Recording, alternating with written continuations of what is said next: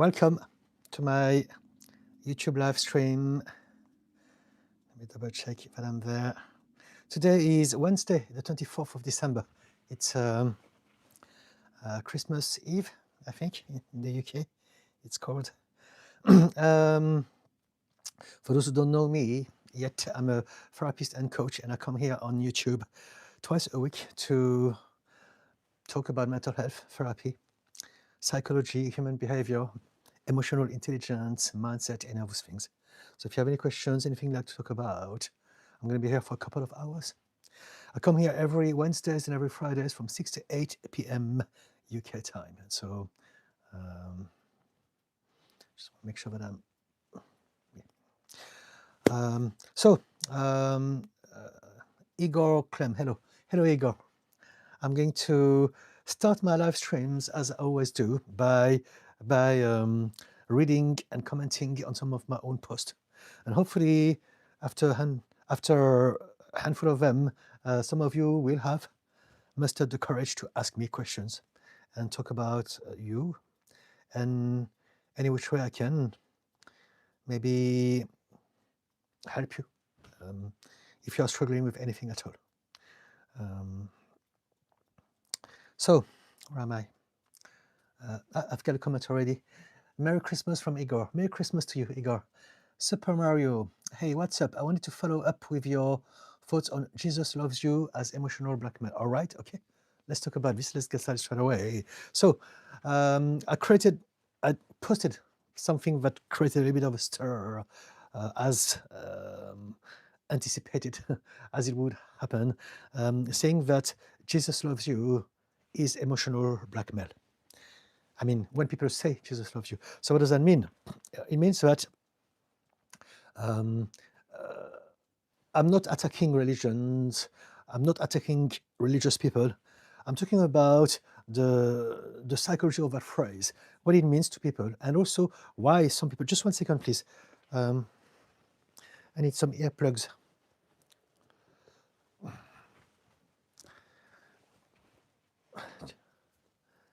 I've got a bit of a fidgety mind today. So yes, when it comes to religions, I'm never criticizing religion per se, because religion is just a thing. What I'm explaining is the dynamic as to how some people use religions, and how some people are affected by it. So it's a whole different conversation. Now, some people will take it personally because they can't dissociate themselves from certain things in their lives.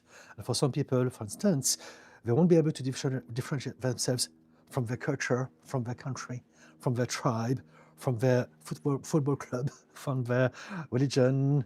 And so if you criticize any of those things, they will take it personally. But I was never attacking anyone personally. I'm talking about the very phrase when people say to you, Jesus loves you. Was it Jesus loves you, or was it Jesus died for your sins?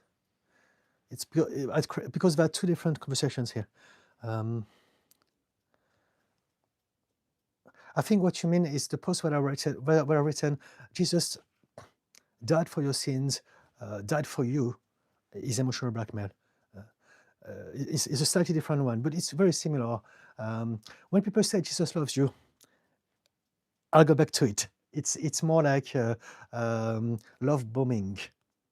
And so there's something called religious narcissism, and basically people are going to use some technique to get into people's head, and they're going to particularly prey on vulnerable people. People who are depressed, people who are lonely, people who don't know where they are in life, and they're going to basically tell them Jesus loves you, so that they can feel that they belong to a tribe, and then that they convert to Christianism, or they spend more time at the church with other people. I think the phrase that you meant to talk about is Jesus died for your sins, or Jesus died for you. This is emotional blackmail, because it means now you owe something to Jesus. Because Jesus died for you, it's all because of you. So now we're going to create a situation of shame. You're bad. It's because of you that someone died. So now you owe him something. And this is what emotional blackmail is. It's the pressure of making someone believe that they owe something to them. And so this is what it means. Is that what you meant? LeBlanc Lola said hi, hello. Super Mario, oh sorry, it was Jesus died for your sins. Sorry, I misremembered. Okay, so this is this is what I meant. It's okay. So it's two different things. When people tell you Jesus died for your sins, they are basically, it depends how they are saying it. If you go to the church for mass and the priest is saying Jesus died for your sins, it's part of the ritual, it's okay. People who are going there, they know what they're expecting, and it's part of the whole thing. But if people tell strangers online, repent, Jesus died for your sins, and you didn't even introduce yourself, and I don't know who you are, then there's something very, very fishy about it. And when people say Jesus loves you, back to what I was saying, it is a very classical technique to love bomb people, to try to seduce them when they are fragile and vulnerable. Now, again, I'm not attacking religions. Religions can be very good, depending on how people use it, who is doing it for what, with what sort of energy. They create beautiful communities. They can teach a lot of good things.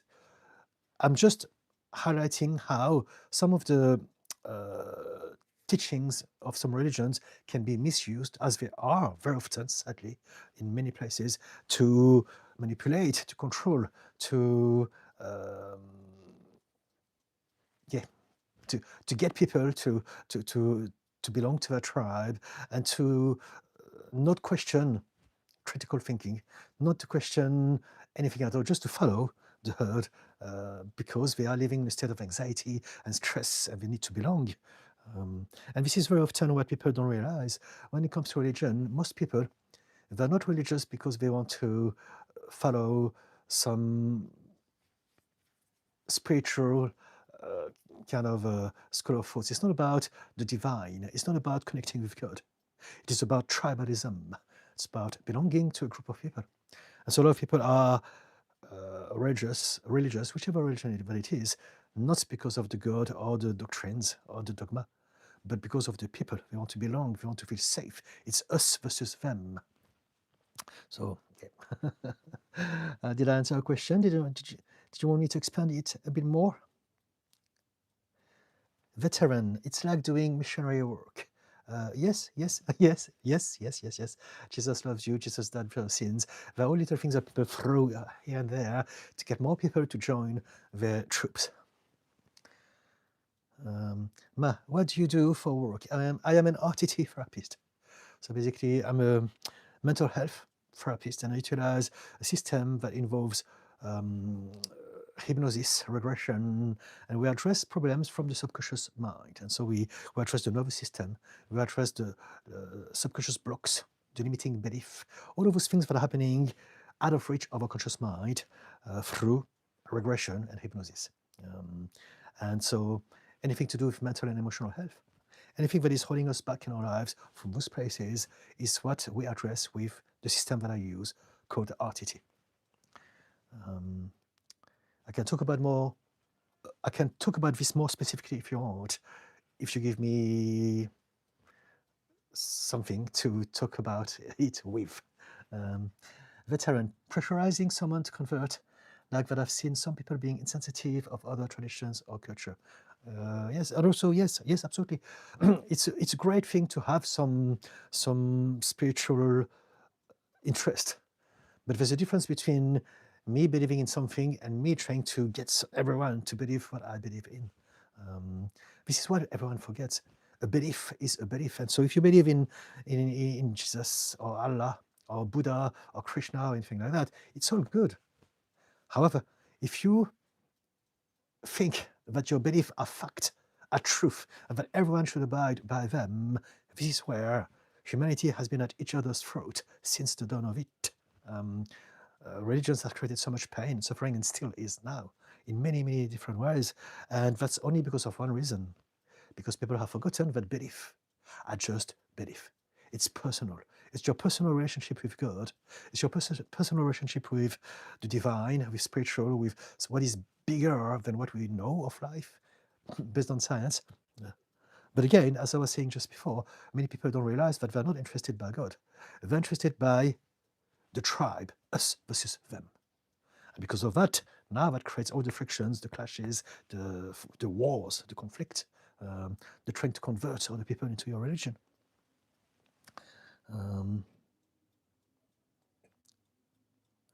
Matt, can you speak slower? I can't speak slower, I'm sorry. If you ask me something specific, I will slow down for you. But I've got conditions, and this is me. And I'm teaching people to be themselves. So I need to walk the walk. Right? I can't hold myself. I will hold myself if I'm trying to hold myself back. And so I do my best to be eloquent, to be understandable. But if I'm too quick for you, I won't be able to do much about it, except if you ask me a specific question for you, I will slow down for you, just for that question. If you have some hearing impairment, if your English is not your first language, I'm happy to slow down for you. But I won't be slowing down as a whole, because this is who I am. And I hope that you can respect this and understand this. Fortune Denis, where are you from? I was born in Paris, in France. Genetically, my parents are from China, Hong Kong, and I've been living in the UK for 29 years now. So this is live streams from London in the UK. Super Mario, yes, I really appreciate the response. Okay, fantastic. Thank you, Super Mario. I'm glad you do. LTR veteran. I've seen people try to manipulate and exploit poor to get following their religion. Yes. I mean, if you look at the history of global history of colonialism, this has been ongoing for a long while, and it has created a lot of suffering to too many people. Veteran, people try to be like lemmings. The problem is when they want everyone to follow it, like other person is uncivilized, inferior, or they won't go to heaven, ever go to hell. Yeah. Okay. What should I do? I've said so many lies to my parents, and it has now reached an instance where I can't go back in, trapped, and my parents have great expectations on me. So let me try to understand this. This is a different conversation. What should I do? I have said so many lies to my parents, and it has now reached an instance where I can't go back in, trapped, and my parents have great expectations on me. So what should you do about what? So you have done something in the past, you said a lot of lies. What is the situation now? Are they resentful of you? Do you have a problem because you have some guilt and shame? What is the problem precisely, please? If you can tell me that would be very helpful. Because you may have told lies, you may have behaved in a lot of different ways in the past, but it's not about what we've done or what we're doing now. It's about how we feel about it. What is the problem? What is the one thing that is really buggering you? If you can tell me that, we can absolutely address this. Because at this point in time, I don't understand really. Canada, wide liquidations. REM in the house, did he? Hello. It's a beautiful snowing day here in the mountains. Fantastic. Good on you. Every day is a wonderful day, Robert Madal. I'm happy for you. Snow is amazing. Pumpkin Puff. Hi, Didi. How are you doing today? I'm very well. Thank you so much. How about you? Balin Kermit.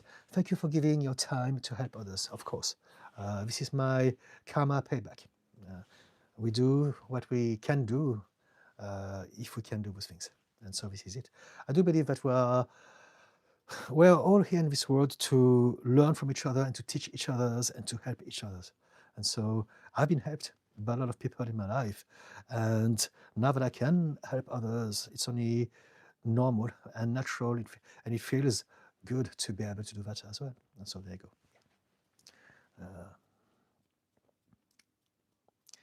Kroll, I don't know how to pronounce this. Kroll 97 Ing. I'm going to call you Kroll. Hey man, coming to your live after a long time. Fantastic, welcome. Is there anything you'd like to ask me about? Please do so. LTR veteran, it's about my studies. I've said many lies and made them believe that I'm studying, but I didn't. but my parents have great expectations on me, and I don't have much time to achieve what I was supposed to do. So what is the situation? What do you want to do? Do you want to tell them the truth? Do you want to catch up with your studies? I still don't understand what is the problem. What I'd say, I need to understand the situation. I think you should be honest with them. Learn how to be honest with them. Tell them the truth. Tell them, you know what? I told you some porky pies because of blah, blah, blah, blah, blah. Tell them why. Why did you lie to them? Be honest with them. Because if you continue in that direction, things are going to be more and more complicated. The quicker, the sooner you are coming clean, the better things will be, because you can then know exactly what is the situation now and how you can build on that. If I have great expectations of you, sit down with them and tell them, what do you expect from me? And then tell them, this is what I can give you. This is who I am. This is what I like. How can we meet in the middle? Because they need to also understand that as parents, their job is to support you in your life. So this is a whole different conversation, and it's a tricky one. But a lot of parents, they don't realize that they are raising kids to fulfill their own dreams, instead of raising kids so that the kids can experience their own life. And they really feel that they come from a good place. And they may absolutely come from a good place as far as they're concerned, but they're not, because they're just trying to force a being to live a life that was not necessarily their life. So some hard, difficult conversations needs to be taken with them. LTR veteran. I want to get into a good college and I took a drop. Exam is coming within a few months and I have no studies, anything. Not even a month left for exam. Could you tell me, college, how old are you? Are you under or over 18? If you can tell me that, that'd be good. But even if you don't, it's very simple. Learn how to stop trying to live someone else's life. And I know that it's not easy, especially when we are young. We really believe that we must please our parents and do everything that they say. But this is your life. And at some point in your life, you will realize this. It may take 10 years, 20 years, 50 years, but at some point you realize, why did I do that for? I've wasted my time, my life, my own happiness, my own passion to try to please people. And this is my life. And so you need to find a way to first realize that you have inside of you something that really matters to you.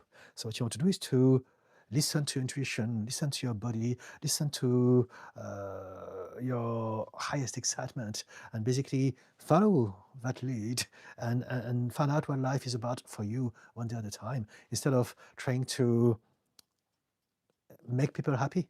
Whatever society, your parents, your family expect from you is their expectations.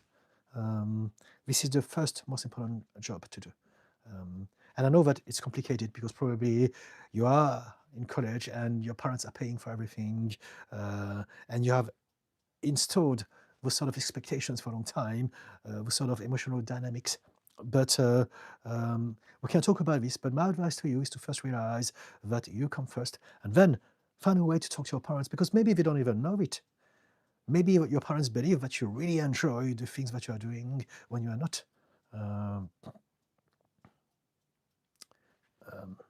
Can you tell me more about you, please? Pumpkin Puff.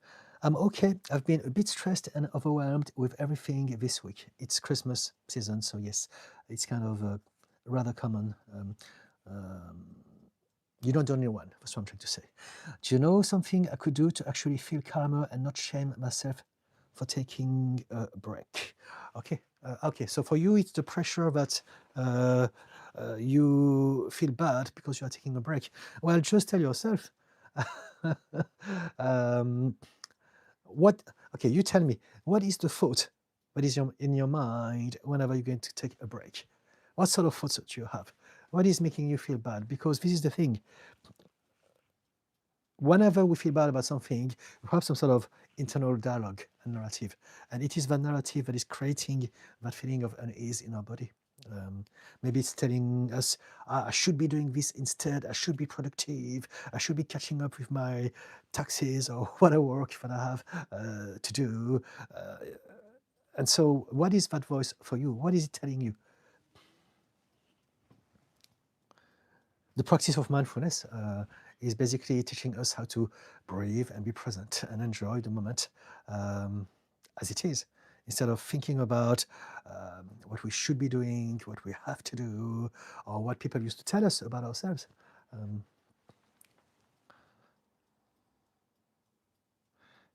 If you want to feel calmer and not shaming yourself, you need to address your own internal talk, your self-talk. You want to learn how to talk to yourself with kindness.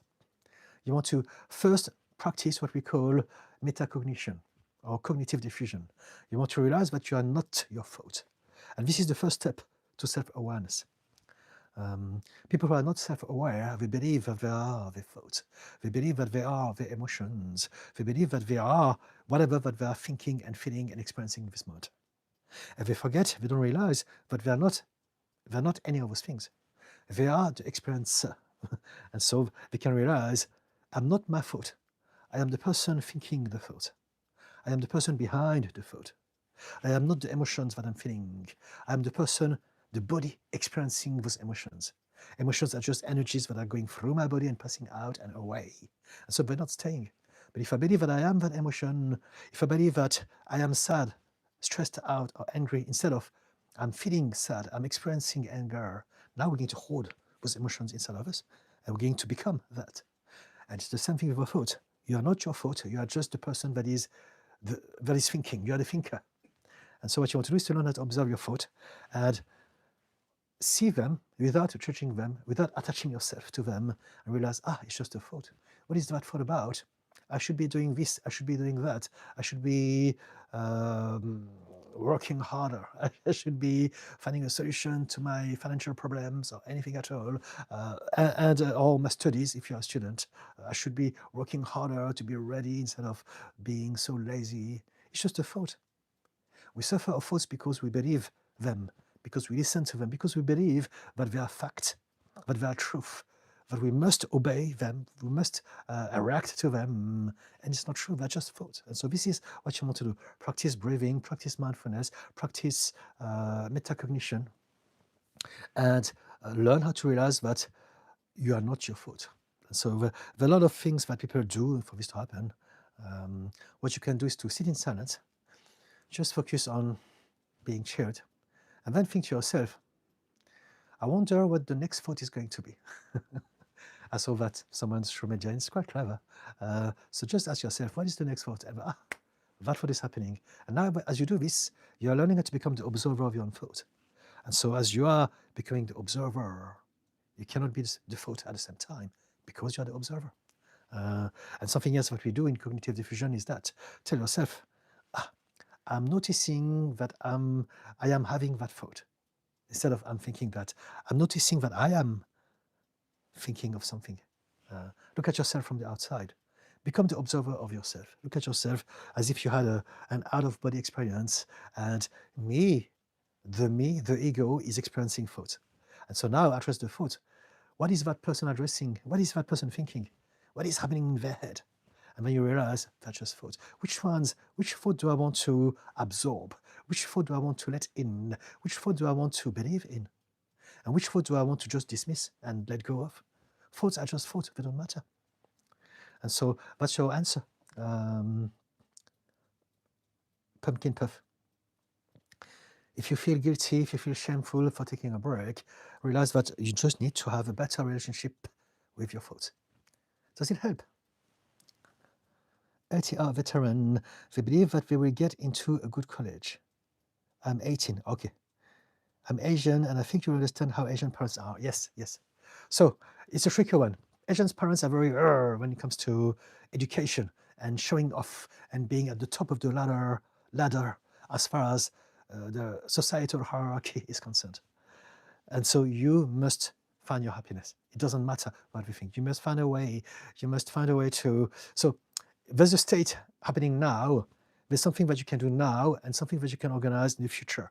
You can prepare a strategy, but you don't want to fall into that trap. If you're 18 years old, it's fantastic.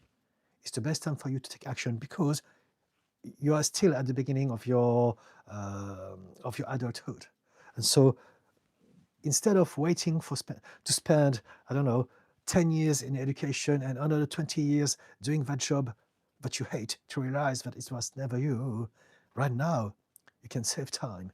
And you can tell your parents, I love you and I know how much it matters to you, but this is what I really like. This is what I want to do. And they can choose to support you or not. If they don't support you, then you have a choice. You can either choose to live 10 years of misery doing something that you hate that will not be of any use to you in your future life, or you can find a way to do it on your own. You can say, oh, it's okay. I understand you don't want to support me. Maybe you want to be an artist. Maybe you want to be a traveler, a blogger. Maybe you want to be whatever. And then you may tell them, okay, in that case, I'm going to get a job and I will do my best to do my thing. If you can support me, that'll be amazing. But this is my dreams. You want to really, really, really change the narrative. As long as you believe in their narrative, you are trapped into that narrative. We all suffer from other people's narrative. And so if you have Asian parents that are very pushing you to be successful, to be very special in society, as most of them do, then you need to speak to them. You need to have that hard discussion. If you're not ready for that, and if you're telling me, but I don't want to, then I will ask you, what is more important to you? To please your parents or to live your life? If your priority is to please your parents, then do everything that they want you to do. Suffer all the suffering that you will suffer from is your choice, but you will suffer. You will have a lot of problems. It will be hard. You hate yourself, you have depression, you have the anxiety, you may have some thoughts, very dark thoughts about yourself as well. You may feel lost, overwhelmed, and that will be your choice. And so think about it. Spend some time thinking, what am I about? What do I really like? How do I see myself? What are the things that would really make me happy to do every day? And then sit down with them. And you may be surprised. Maybe they're a little bit more modern than some other Asian parents. And they may think, okay, you know what? We didn't realize that you hated doing that so much. And so what do you really like? And find a compromise. Find something that you can agree on together. Meet in between, in the middle, maybe. Veteran, I've felt so many things that I no more take anything seriously, and it's really bad that I don't feel like studying even though I should. You don't have to. This is the thing, I should is their narrative. You should do this.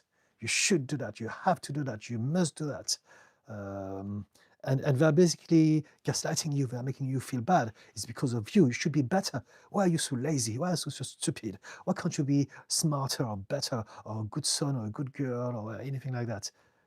And we shouldn't be doing this. Again, we don't do it on purpose, probably. This is how we've been raised themselves. So it's their normality. But you can stop that dynamic because it's hurtful to everyone.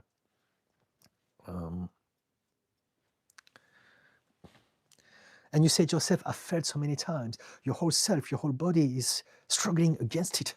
Your whole self is going, I don't want to do this. Procrastination, self-sabotage, your whole body and mind are telling you that you shouldn't be doing this. So now, what are the things that you really like? What are the things that excite you? What are the things that you have repressed? What are the things that you were always excited about that come to you naturally, that you are thinking about whenever you're not studying?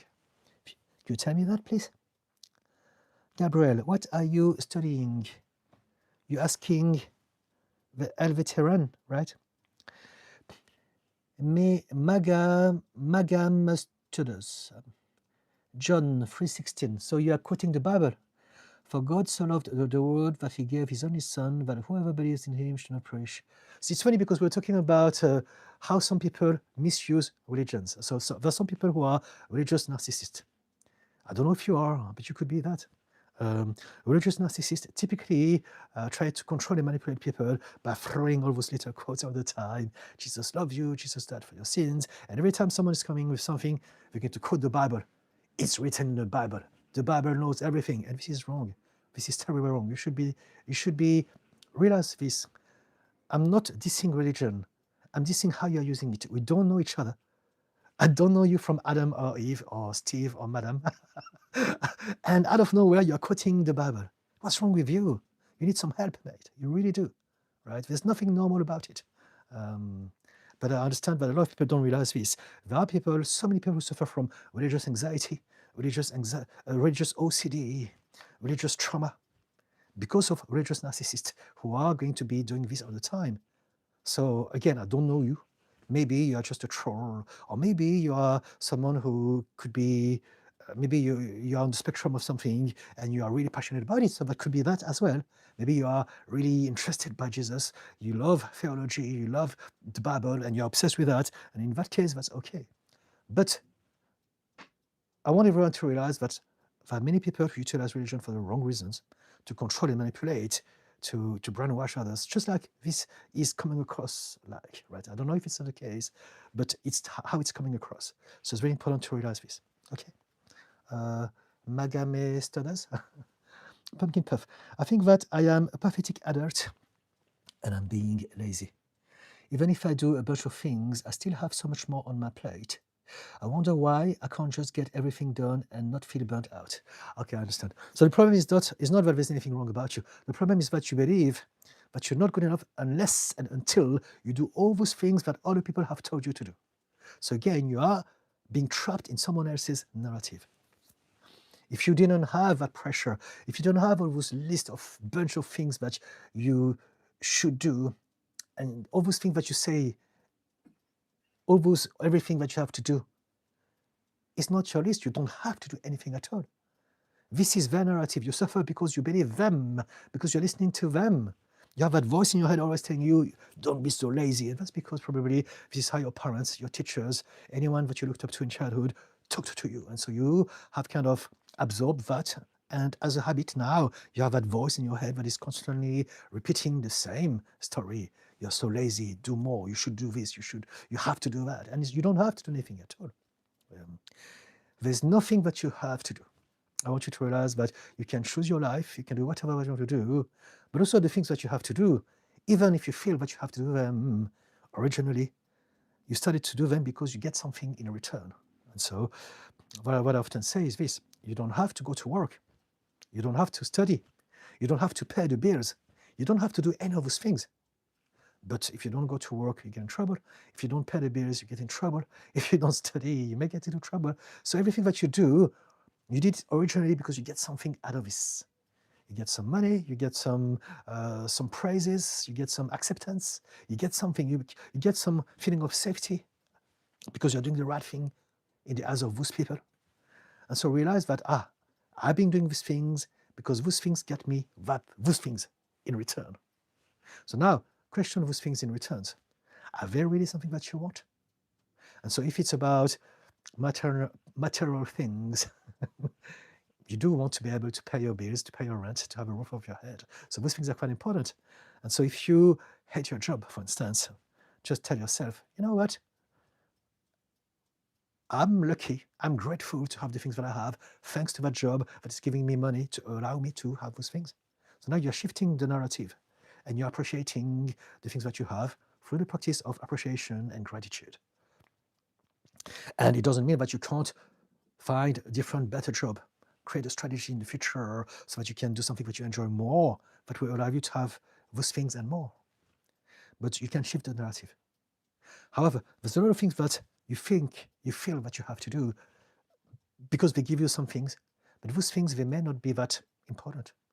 And so here I'm talking about what veteran was talking about in regards to their studies, and maybe you as well. Maybe you're thinking, I must do all those things because they ask me, because they're expecting me to do those things. What would you get in return? Their approval. Is their approval so important? If their requests are constantly overwhelming you and stressing you out and getting you to burn out, is it really worth it? Or maybe could it be that they are creating problems for you? Maybe you shouldn't listen to them. Maybe you should realize, what do I really want to do today? Maybe I want to do a little bit of work. Maybe I want to chill. Maybe I want to watch some Netflix. Maybe I want to go for a walk. Maybe I want to relax myself, do some meditation, listen to some music, enjoy myself, and then get back to something else.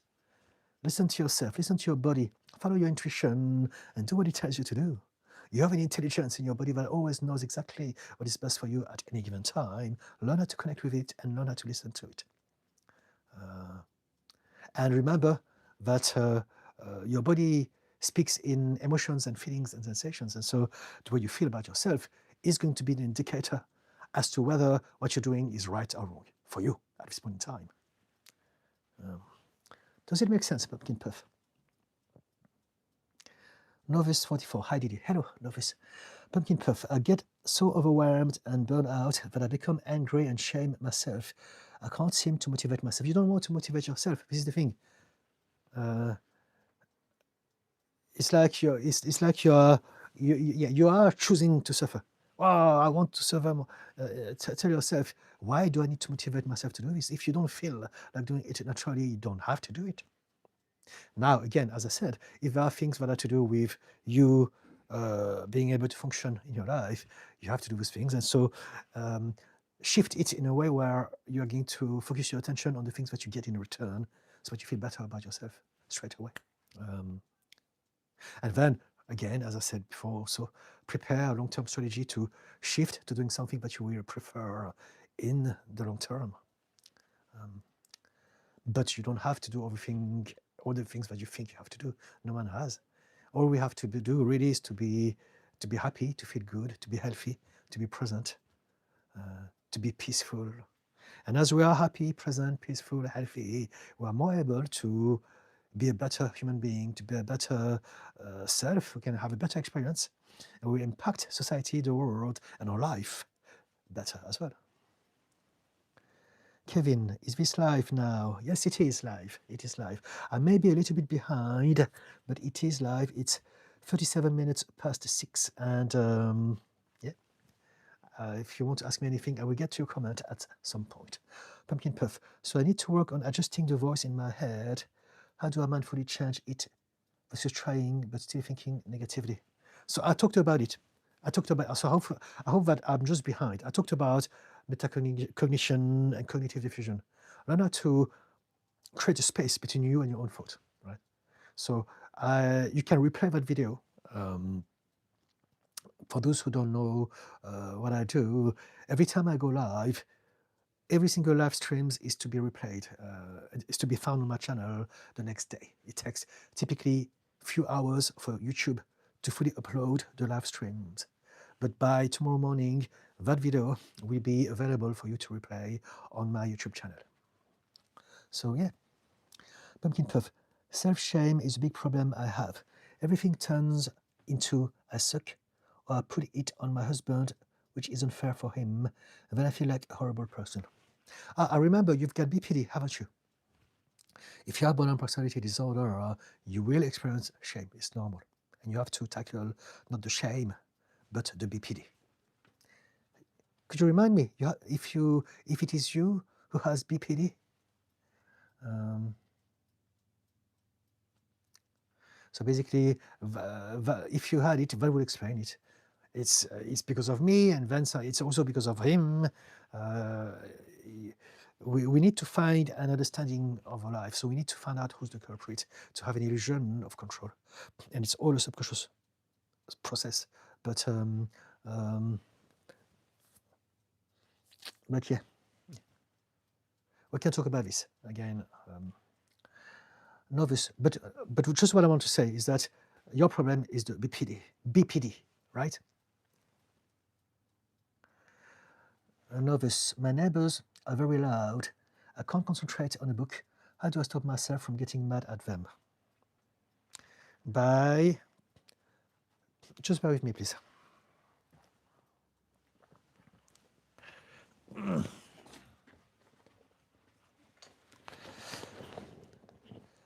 I don't know where it is. I'm always looking for it, but here it is.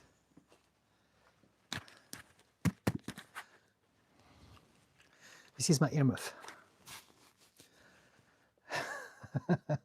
I can't hear anything at all. And also, I've got earplugs every now and then because I have ADHD and CPTSD, and so sometimes I can't think if there's a tiny little bit of noise, it really, really takes my attention away. It disturbs everything. It's like watching television and suddenly it's all scrambled. Any noise happening in the street can really, really take my mind off. And so I have those things happening. And so the first thing to do is to speak to your neighbors. Try to tell them in a calm and rational way, guys, I'm sorry, but you're very loud. Is there any way you can do something about it? However, they may not change anything. They may even get angry. And so focus on what you can do, what sort of things you have power over. I don't like to use the word control because I don't believe in control. But it's more about the things that you have power over and some of the things you don't have power over. And so this you have power over, right? I go to the gym with them. I've got my music, my earplugs. It's 3 different levels of protection because I can be overwhelmed by sounds and by angry people smashing their weight. And so I listen to my music.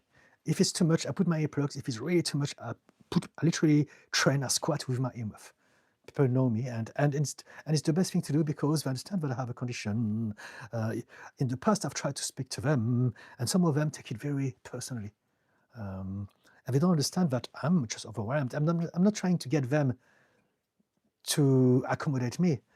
I just want them to be maybe more considerate about everyone else. We don't need to slam weight if it's like baby weight on the top of it.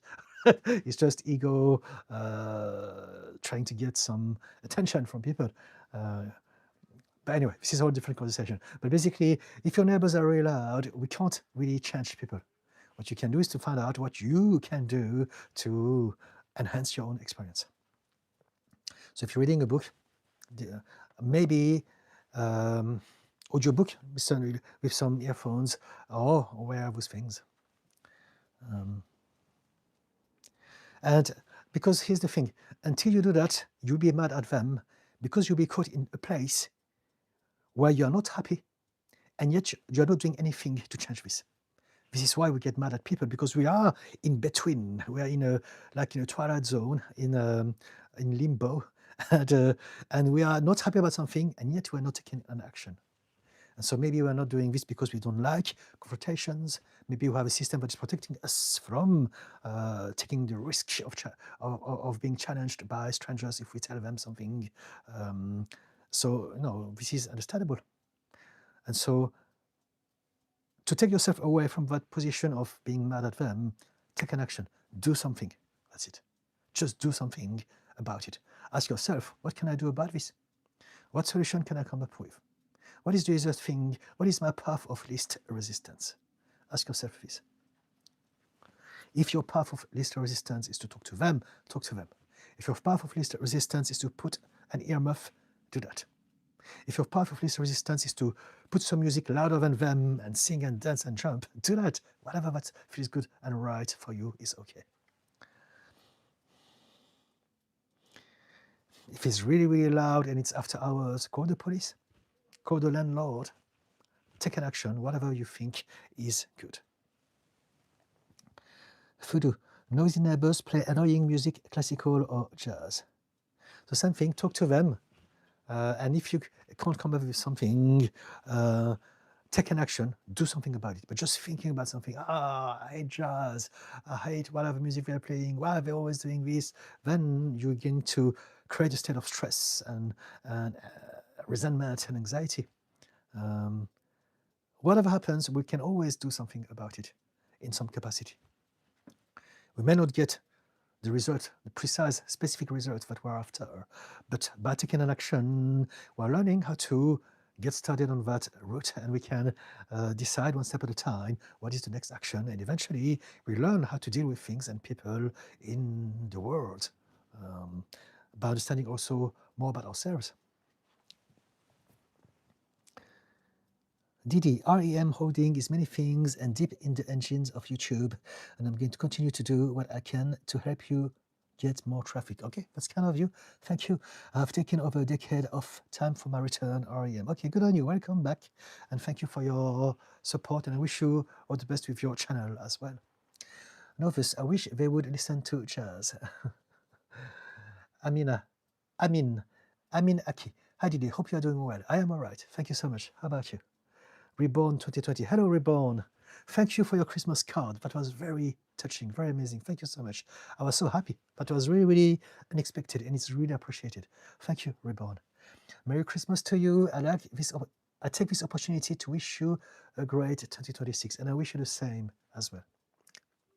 Reborn, now those festivities are the hardest ones as loved ones is missing. Yes, Christmas time can be the toughest time of the year for many of us. It used to be this for me. I used to hate Christmas time. And so I totally get it. If you want to talk about it, we can. Are you going through a difficult Christmas? Are you saying that it's because some of your loved ones are missing? If that is the case, change your spiritual belief. Your loved ones, they're not missing. They're not here physically, but they're there somewhere else. They're with you. You can think, you know what? You can talk to them. You can realize that they're not gone anywhere. There's not anywhere. There's just our consciousness and what that consciousness captures in this moment. And so if you bring them into your consciousness by thinking about them, in that moment, you are not feeling bad about yourself. If you're thinking, I miss them, you will feel bad. Because the relationship that you will have with that thought is that you are missing them. They're not there, they're not here, they're not real. But if you tell them, hello, welcome to Christmas. I hope that you are good, I'm good. And find a way to reconnect with them instead of thinking that they're not here and making that thought more intense and feeling worse about it as you are reinforcing that thought. Whatever you feel is the result of what you think, and so you must learn how to choose better thoughts so that you can have better feelings and emotions to back up those thoughts.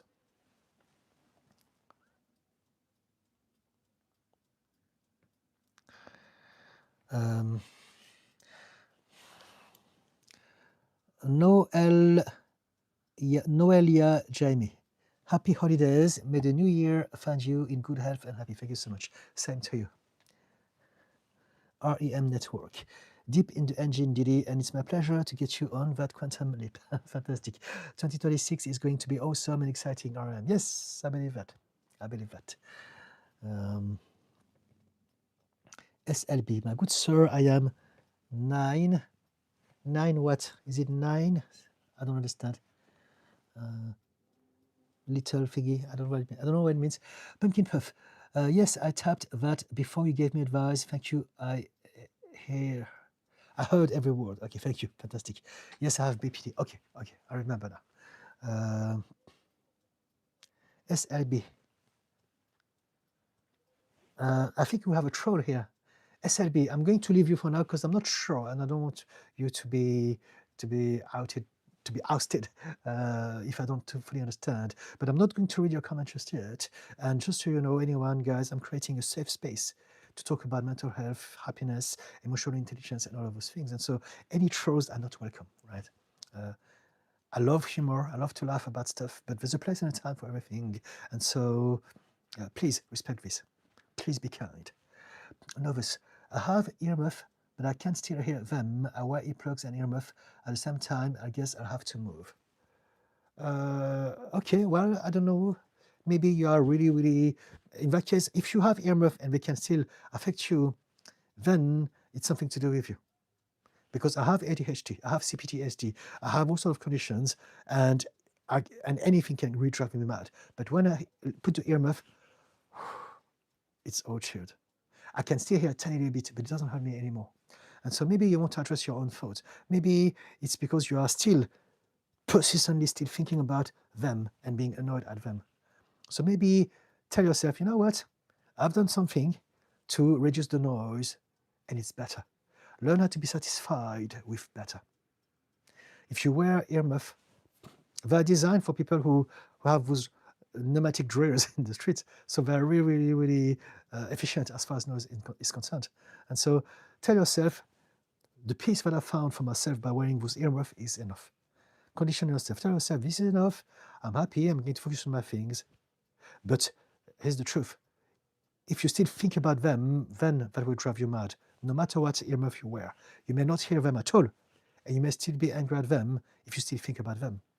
Sometimes we think about something that happened in the past. They're not here anymore. There's nothing, there's no traces about them. And we're still upset and angry and rageful. Why? Because we're still thinking about them. And so what you're telling me here is that maybe do you obsess over those things? Do you overthink? Do you hold a lot of resentment towards people? Because that is what I see from that conversation at this point in time. So maybe you want to address this?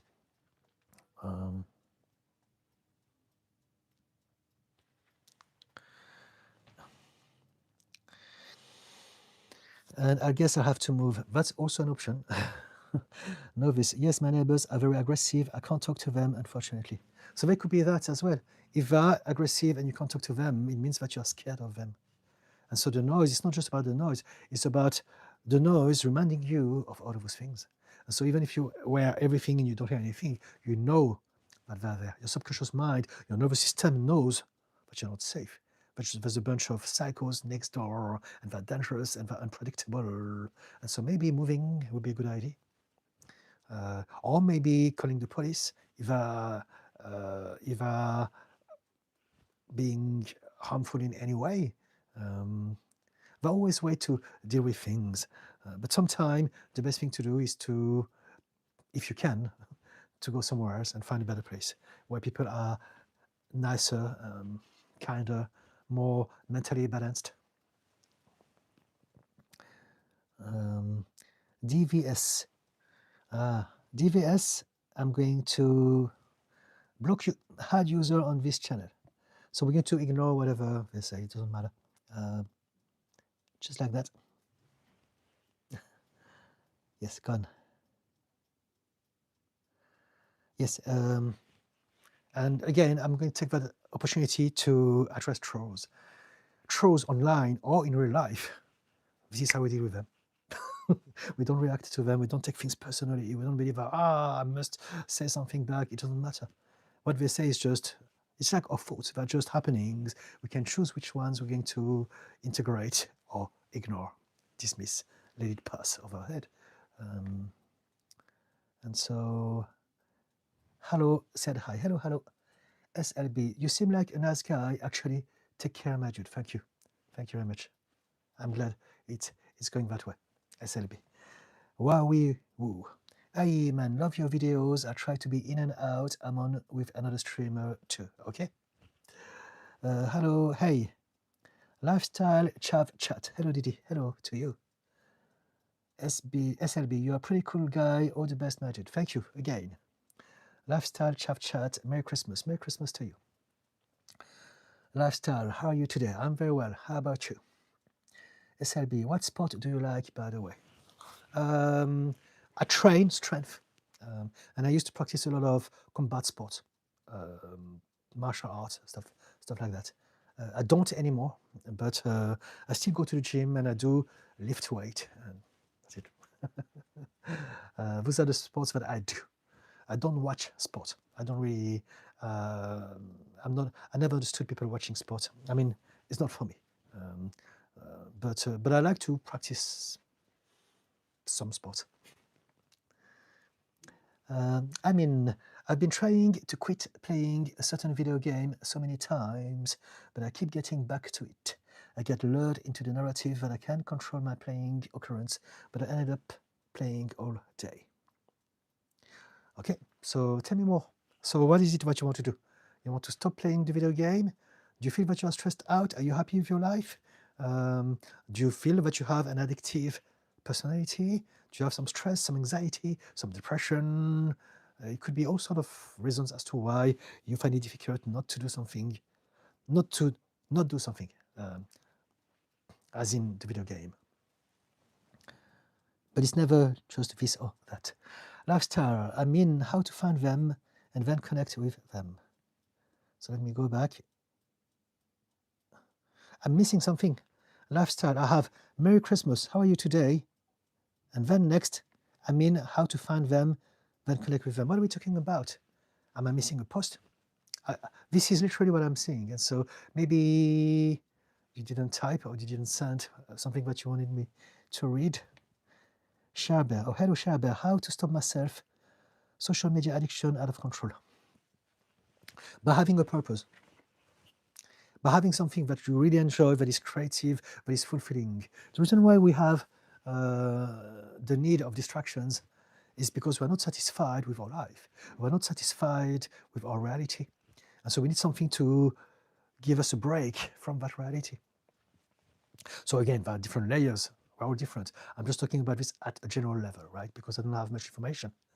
But if we are being sucked into the social media for hours on end, first, it could be because we are neurodivergent. We have some problems, and so there's that. But also, simply because we are not satisfied with our life. Someone that has a purpose, someone that knows their mission, their goal in life, they don't do that because they need their time to do the things that they're passionate about. And so this is your secret. Find out what it is that you really enjoy, and that will automatically suck in all of your intention into that direction, instead of deleting it in all sorts of places that don't bring you anything except a little bit of solace from a reality that you hate. The problem was never the social media. The problem is our relationship with life, with everything. Social media is just a tool. And so it's there, there's a demand, but it's just what we do with that matters. It's not the thing, it's how we use that thing. It's what sort of relationship we have with that thing. A lot of people are very, very good in how they use social media. And it's like the same thing with everything else, with religion, it's the same thing. Some people are very good with their religion. Some people are terrible at it. They get totally overwhelmed by it, and they can't dissociate reality from their imaginary world, and it's a problem. By the way, notice how the guy who was sharing some quotes from the Bible has just disappeared after I talked about the religious narcissism. I think that was a confession. Shaber said hi. Hello. Lifestyle, thanks for the great post, by the way. Thank you for appreciating them. Pumpkin Puff. I understand that BPD seems to stem a lot of issues. There's very time that I will stop thinking I'm just a horrible person and not worth the space I take. Yes, when you have dealt with your BPD. Until you have dealt with your BPD, you will feel like a piece of SHIT. This is what BPD does. I used to hate myself. I used to hate everything about myself. I used to hate the world. It was either at times my fault or their fault or both. It was always someone's fault. And that lasted 38 years in my life. And there's nothing you can do about it as long as you have BPD. And that's why I'm saying, if you have a condition, address the condition. Don't try to have some sort of hack to get around this. The problem is not that you're feeling shame. The problem is that you have BPD, you're traumatized, your whole personality has been affected, the way you see the world has been affected, you have some filters that are giving you a distortion of reality and misinterpreting everything that people say, their facial expressions, their voice. Everything is perceived differently, and it's getting you to have emotional outbursts, and you're all over the place, and you need to survive. You're in a state of emergency. I can't allow myself to be abandoned again. I want to be seen, loved, accepted. You will do anything for this to happen, and you will behave in ways that are absolutely unacceptable in society. And then after that, you will feel shameful because you have done something horrible to others. So it's normal. And so there's nothing you can do as long as you have BPD. It is that simple, right? So address the BPD. Work on it. We can work on it together. If you can tell me specifically what are the things, the thoughts that you have within certain situations, give me some patterns. For us to work on BPD or anything at all, I need to have some patterns. What are the situations that you always get into? What are the words, the conversation? What are the things that always trigger you? And now we can talk about those things. What are the thoughts that come into your mind within those conversations, within those situations? What are the triggers? If we can talk about this from those angles, now we can build something together. Right? But at a general level, I cannot give you anything to feel better about yourself because you have BPD. Anyone who's got any sort of condition like that, they have to address the condition. They have to understand who they are, what they have become because of their upbringing, because of their past, because of whatever trauma they may have had. I hope it makes sense.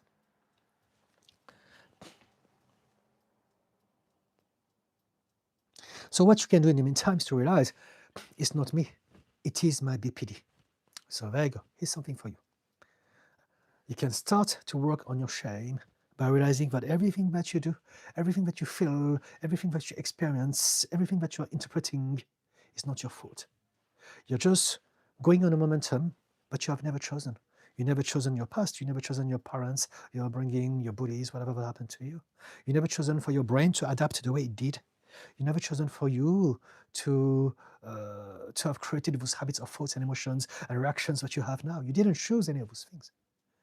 We're all the result of the big random lottery of the universe. And so tell yourself, it sucks. I want to change. I'm going to work on that. I'm working on that. However, it's not me. I never chose that.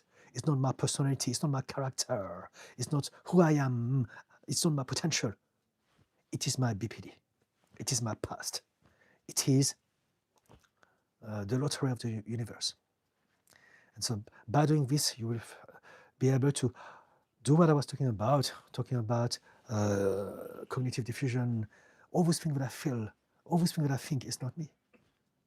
Now, until you heal, you will still react. You will still feel like that. You will still think like that. So in the moment, there's nothing you can do about it. But at least after it happened, you can do something about it. After it has happened, you can be kinder to yourself. This is why I always tell people, be kind to yourself.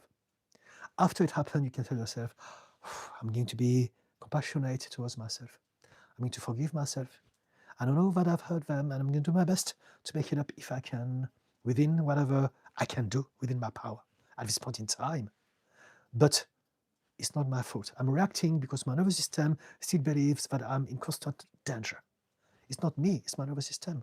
It's my subconscious mind. It's my whole self trying to protect me from abuse that I've been through when I was younger. And so, in the moment, there's nothing you can do. You will still experience everything. But things will get better because at least you have one option. After it happens, you can be kinder to yourself. You can tell yourself, it's not me, it's my BPD. And the next moment, you can take it to the next level. Now, what can I do about this? What can I do to ensure that next time it's slightly better or less worse? And then go on that path of self-discovery, healing, therapy, seek some professional help, and eventually things will get better over time. You can choose how to feel better about yourself after by practicing self-compassion and by taking an action that will help you be a little bit better in the future.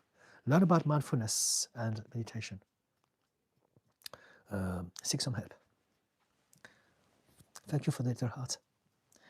Terence Wilson, are you the guy who... I'm not going to finish that. So we have another troll. So forget about whatever Terence Wilson said. I'm just going to get rid of him. And we won't be seeing any of your comments. And it's a shame because you could have learned something from that channel. But anyway, high user on this channel, bang. And so satisfying, so easy. So anyone that I hide from the channel, I think they can still see the live. But we cannot see anything from you. And this is the peace of mind. It's not about me punishing anyone. It's really about me protecting that community. And by setting boundaries. I'm teaching people how to set boundaries. This is my watch telling me that I must put my third TikTok post now. So just bear with me, please. I'm going to do it right here and now. I post 3 short videos every day. Wash out the sand. You're subtle. Oops. Just 1 second, please. Let me double check that it's there. Pretending to be fine when you are not is people pleasing. Pretending to be fine when you are not is people pleasing. There you go. Okay. Lifestyle. I'm good today. Relaxing. Okay, good on you. I think you know my brother Andrew. Okay. I know many Andrews. Maybe I do. SLB. What are your lift? Which martial arts did you do? Did you compete? Yes. I used to compete for powerlifting. So I'm a British champion. And martial arts, I used to do all sorts of different things. I was never very good at much, but I dabbled into kickboxing, into Muay Thai, BJJ, Krav Maga, um, stuff like that. And so, yeah. I used to coach people for strength and conditioning for combat sport. So I was a strength and conditioning coach for a long time, and I used to train professional fighters in the sports of Muay Thai, BJJ, MMA, and boxing. And so because of that, I had to also learn how to do those things to some capacity. Right? And I used to teach self-defense for a long time. And that's because I used to be bullied. I suffered from a lot of violence in the past, and so a part of me needed to do that to feel safe. And so I've learned how to do a lot of things. But the beautiful thing about it is that really, you don't learn self-defense or combat sport or martial arts for any other reasons than to feel safer. Once you know how to do those things, you realize that you never needed it. I know that I will never use any of those skills, and I never have to. I mean, I will if there are always exceptions. If really bad luck happens, I may have to use the skills, but I don't believe that I will ever. And this is the beautiful thing about doing all those things, to realize that everything that we do is not to get us really against the world. It's to remind us that we are actually safe in the world. Anyway, it's a whole different conversation. But yes, I used to train with all sorts of people. I used to train them in some capacities, and I used to compete as well. I'm a British champion in my category. Pumpkin Puffer, also Merry Christmas. Merry Christmas to you. Back Big Talk, I don't understand. SLB, I did judo, BJJ, MMA, and lifted too. Competed a bit, but then I had to make a living working in IT now. Okay, good on you. You can always do those things as hobbies. Sprinkle, evening Didi and chat. Hope you all have a lovely Christmas. Thank you. Same to you. Lifestyle, I noticed a text, but it was not highlighted. Okay. Marina, hi, do you have any tips about narcissistic parents and how to not become them? Many thanks. Okay, so it depends how old you are. If you still live with them, if you are underage, or if you are adult, it's two different things. If you have narcissistic parents and you still live with them and you're under 18, you have to wait for you to be old enough to move away. But then you will have to move away. So you have to create a strategy. And in the meantime, just do your best not to go mad. But we can talk about this if that's the case. There are strategies where you can learn how to maybe limit the damage that will do to your mind, to your happiness. But if you are grown up, you don't have to spend any time with them. If you know that they're narcissistic, you know that they're toxic to you. So create a space between you and them. And how not to become them. You don't become them. You either are or not. We don't choose those things. The way we're going to develop as a person through our developmental years because of our relationship with our parents will be different because of X, Y, Z. And for some of us, we may become like them. Some of us, we may become the opposite of them. And that will be something that will happen just naturally. We don't choose, I'm going to be like them. It's not a conscious process. So now the question is that, is there anything about you that you believe may remind you of them? Because very often when we go through trauma, CPTSD, if you have a narcissistic parent, we have CPTSD, for sure. And so that would have created a lot of systems in your mind that can look like narcissism, and it's not necessarily. For instance, my mom is narcissistic, or more was narcissist. She's still alive, but when people get older, they change. When they get much, much older. She's into her mid-80s now. And also we've worked a lot together, so things have changed. But because my mom is narcissist, I have BPD, I've got bipolar, ADHD, CPTSD, and there's a lot of overlaps with all of those conditions. And so very often, some things that we do to do with, let's say, borderline personality disorder could be misinterpreted as some aspect, as some traits of narcissism when they're not. The part of us, as a BPD person, I may have in the past tried to control, manipulate people, lie to them, gaslight them, and I may have thought, I thought that maybe I was narcissist as well. But then I've learned about it and I realized there are two different reasons as to why we do things that looks the same from the outside. And so a narcissist does all of those things to control people, to feel good about themselves, because this is what they need. They need to feel superior. They need to feel better. They need to basically constantly please and boost their ego. With BPD, we don't do this because of our ego. We do this because we are desperate to be loved. So it's a very different energy.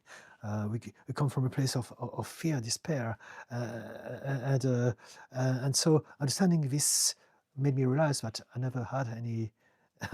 I was not on the spectrum of NPD. So yes, maybe there's that. SLB. Also, try to answer questions quicker, my guy. Been waiting a long while here. This is a very, very unkind comment. I'm going to dismiss this right now because you don't tell people what to do, right? Narcissist people do that. So again, if I notice anything about you, we can just get rid of you. But I like to believe that you have found some interest into the energy of that live stream. And so please don't say things like that. It's very inconsiderate, it's very, very self-centered, and it's not smart, and it's not helpful to anyone. It's not kind to anyone. Okay? SLB. Lifestyle. One of your posts, can you elaborate, please? A lifestyle, it's all over the place, it's always scattered. I don't understand. People who treat others badly give precious info. Okay, I understand. So one of the posts that I've written goes like this. When someone treats you badly, it is a precious information. Use it wisely. So what it means is that when people are treating us badly, it's telling us that they're not good for us. That's it. So how do we use that information? By saying, no, that's enough. By saying, I'm not interested. If we are mistreated by someone and we still allow them to keep mistreating us, we're not using that information at all. What's the point of having an information if we're not going to use it? And so when people are not being kind to you, when people are saying some comment, just like the one that I just mentioned, that are not kind, we must call them out. We must tell them, no, I don't like this. Those are my boundaries. Please don't do it again. If you do it again, we're not going to be friends anymore. That's it. This is what boundaries are about. And so when people are not treating you well, take this as a precious and valuable information and use it by taking action on it, by telling yourself, do I deserve that? There's a whole wide world. There's zillions of people. Do I deserve only to have people like that in my life? Or can I maybe let go of them and spend more time with people who are aligned with me, who are kind, who are open-minded, who are nice, who are polite, who are not telling me to hurry up on my live streams, those sort of things. And then this is how we use information. I hope it makes sense. Does it, lifestyle? Sherbert, thank you. Thank you. I mean, I actually tried to quit it. Can't say for sure, but I have an addictive personality. But it might, okay, so I am behind. But it might. What I don't like about that game is that it is a slippery slope, kind of designed to keep you playing. It's not about the game, it's about your need to find something to distract you away from the reality. It's not about the game, it could be something else. Maybe that game is indeed very, very well designed to hook you. Maybe social media is very well designed with the algorithm to keep you being fed the same sort of information. Maybe, yes. But the main problem is not those things. The problem is your relationship with those things. It's why you need those things. And so don't look in the wrong places. Everyone does that. technology, social media is bad, internet is bad. Every time there's been a new thing, people have been kind of vilifying it. AI is bad. No, technology is technology. It's just a tool. It is what people make out of it that turns it into something good or bad. That's it. It's like a hammer, it's a tool. You can create beautiful things. You can build a house, you can build a boat, or you can smash someone's face. Two different functions for the same tool. It's not the tool, it's the person. Right? And so it's the same thing with you and the video games. I mean, so I fall into that trap again and again. Yes, but you're looking in the wrong place. Don't look at the video game. Look at yourself, look at your life. What else could I do instead of that? What are some of the things that really excite me? And maybe create some strategy to make this happen in your life, whatever that it is. Key Ginger, how did you get to be so peaceful like this? Life taught me one day, one baby step at a time, how to let go of my anger, of my shame, of my self-hatred, of my hurt, and all of those things. I'm 55 now, so it was a long process, but it was the time that was needed for me. We're all different. This is what I needed, and I'm in a good place now. And I wouldn't change anything about my life at all, because it's my life. That's the whole point of life, is to make the most of whatever we've been given, and then focusing on going forward, one baby step at a time. But thank you for the comment, Key Ginger. Canada wide liquidation. You repeat something long enough, but it will seed into your subconscious mind. Once that happens, it's going to be very difficult to silence it. You can do the same for good things you choose. So yes and no. It's true that the more you repeat things in your head, the more it's installed. However, it depends on what sort of emotional relationship you have with that thought. If you have a trauma, if you have a very strong negative association that is emotional to do with the thought, you will not be able to use positive affirmation to change everything. So what I'm trying to say is that you can't get from here to there. If you're depressed, you can't say, I'm happy, I'm happy, I'm happy, I'm happy, I'm so happy. It's not going to work, because your emotional mind is 95% of your mind. Your cognitive mind is only 5%. It's the superficie. And so what we want to do is to find a way to feel in a way. We want to use thoughts that are correlating with where we are at emotionally. So if I'm really, really down, if I'm really depressed, instead of thinking I'm happy, we can start to feel, okay, where am I at, and how can I make it a little bit better?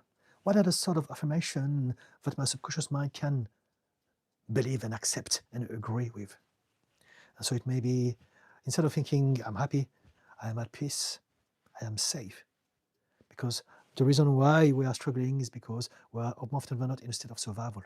And as long as we're in a state of survival, we cannot grow, because growth belongs to a state of growth.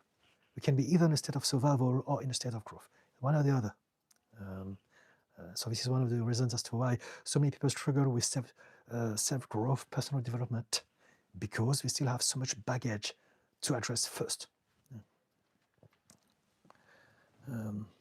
But just to back up what you said, it's true that if we're in a good place here, then yes, by utilizing affirmation, positive thinking, positive self-talk, this makes a huge difference. It can be really, really compelling, absolutely.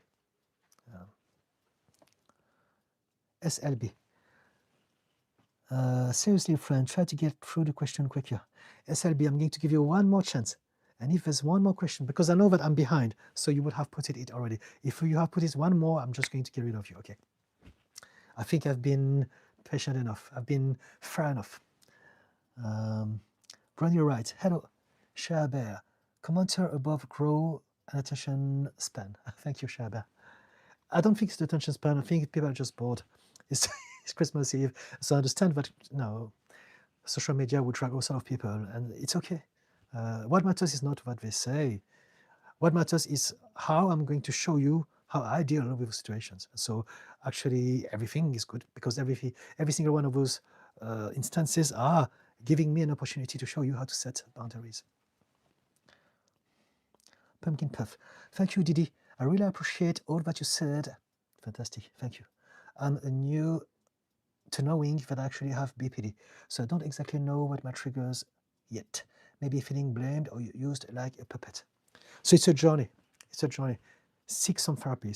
Find someone to help you. You can do it on your own, but it's going to take a lot of time, and it may not happen. BPD is very, very insidious.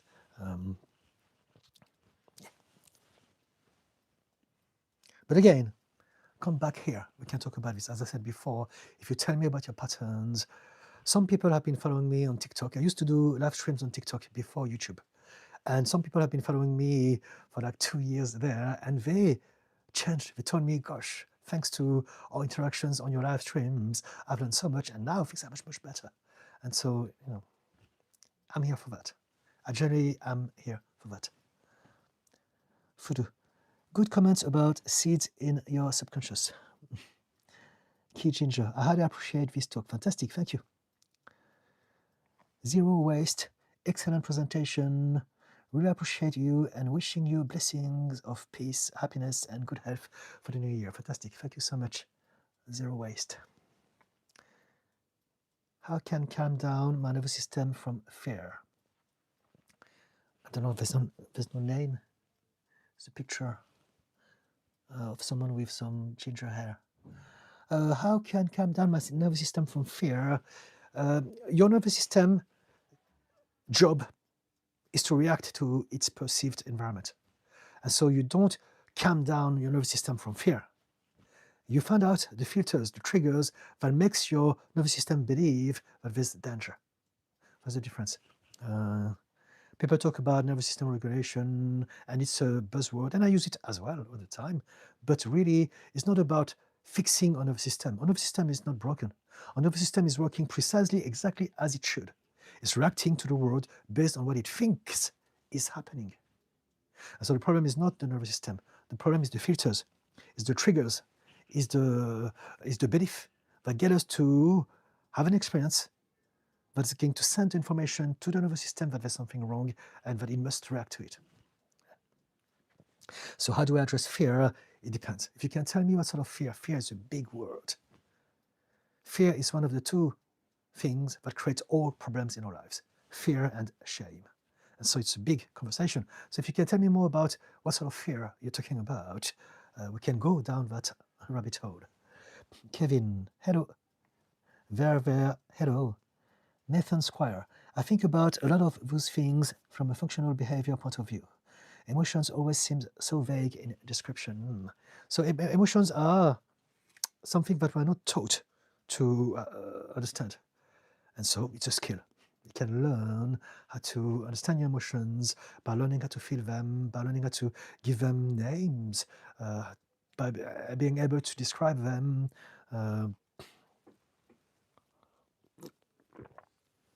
And the more you do this, the better you will become at emotional intelligence. There, hi Didi, hello. Lee Walder, I'm curious about heavy dark feelings that pull on the back of your skull. Do you have an insight? So you need to be more specific, please. What do you mean by this? Heavy dark feelings that pull on the back. Are you talking about depression? Are you having some thoughts of ending your life? Is that what you're talking about? If you can confirm this to me, I can go in that direction. There. I have a hoarder house. I feel under pressure to do something during Christmas holidays from work, but I'm like a rabbit in the headlight. Any suggestion on how to calm down and be productive?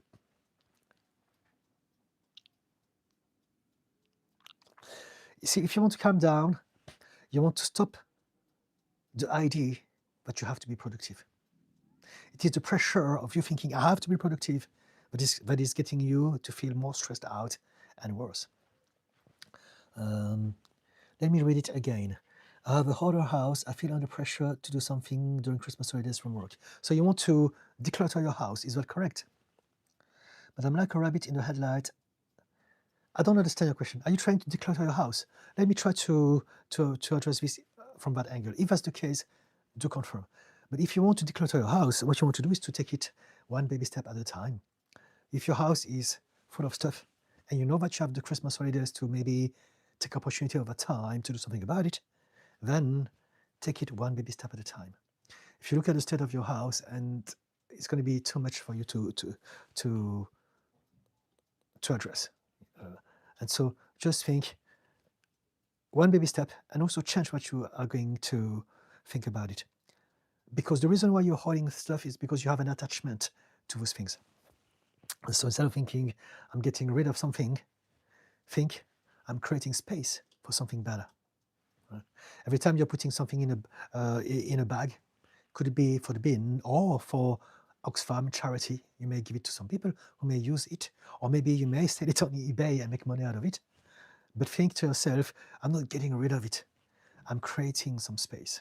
So now you're creating something positive for you.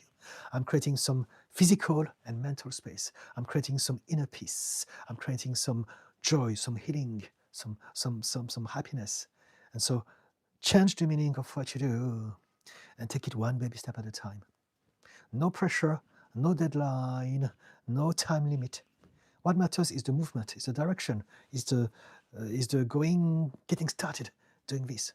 And you may not be able to do it all, probably not, but you will get started, and this is what matters. Shift your mindset, change the way you look at it, and eventually you will start to enjoy doing this more and more, and it will become easier, and at some point your house will be a Zen house, empty, with nothing, just you and something you can sit on so you can meditate.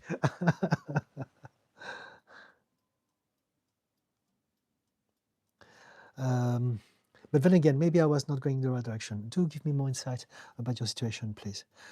Voodoo, hoarders look at the fly lady. I don't know what is the fly lady. What is it? Is it someone who addresses hoarding?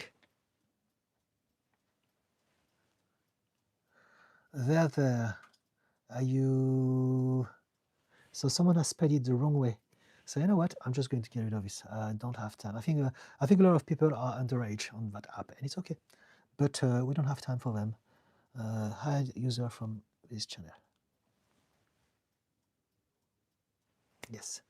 There. Yes, declutter. Okay, fantastic. So did I cover your question?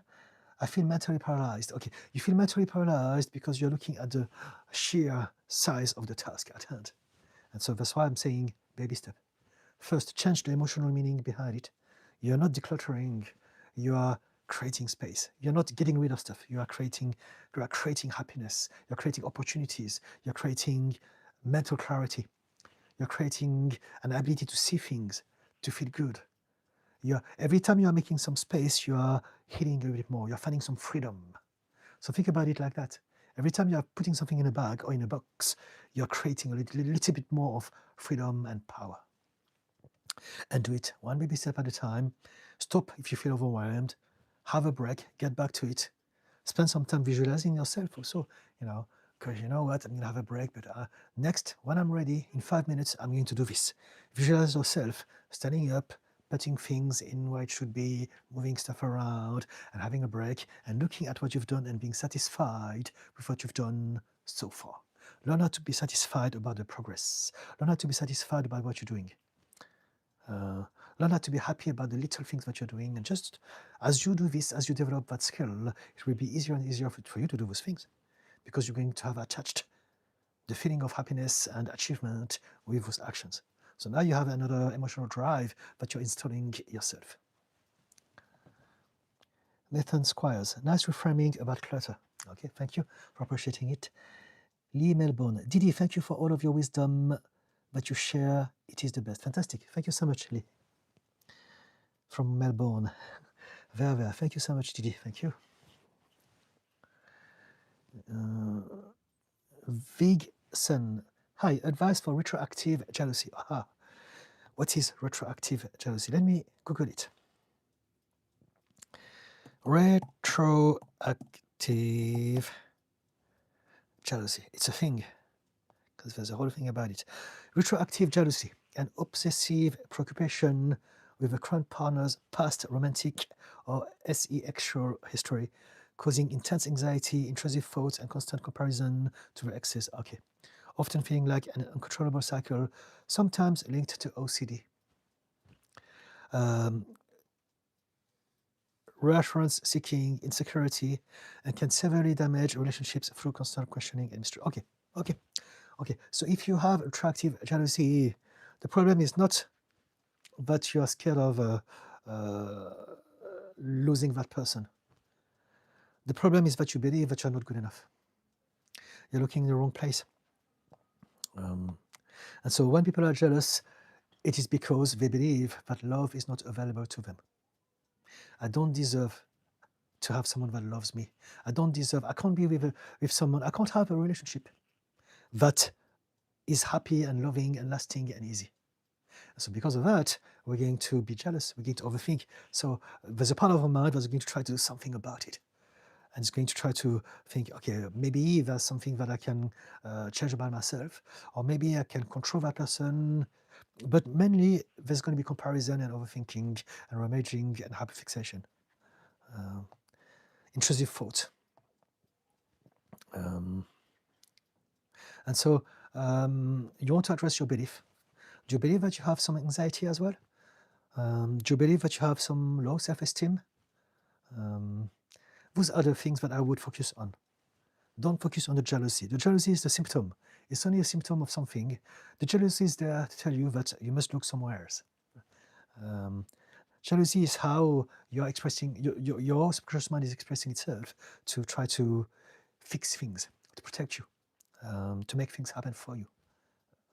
So instead of looking at the system that your mind has come up with, look at the reason as to why it exists in the first place. Find out, why do I feel like that? Why am I jealous?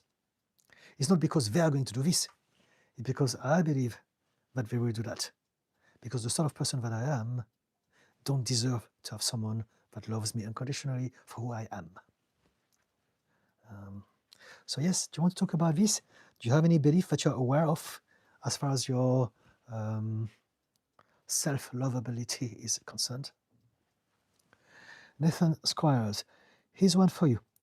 I have a very old dog who probably won't make 2027. All right, it's a long time. We're not in 2026 yet, but I have been trying to prepare slowly for this change. He's 15 years old and had a good life, but grief seems daunting. Okay, very important one. I have dogs. I had dogs. I don't have any. We don't have any dogs at this point in time, but we had dogs for 17 years and we love dogs. And I totally understand what you're thinking about.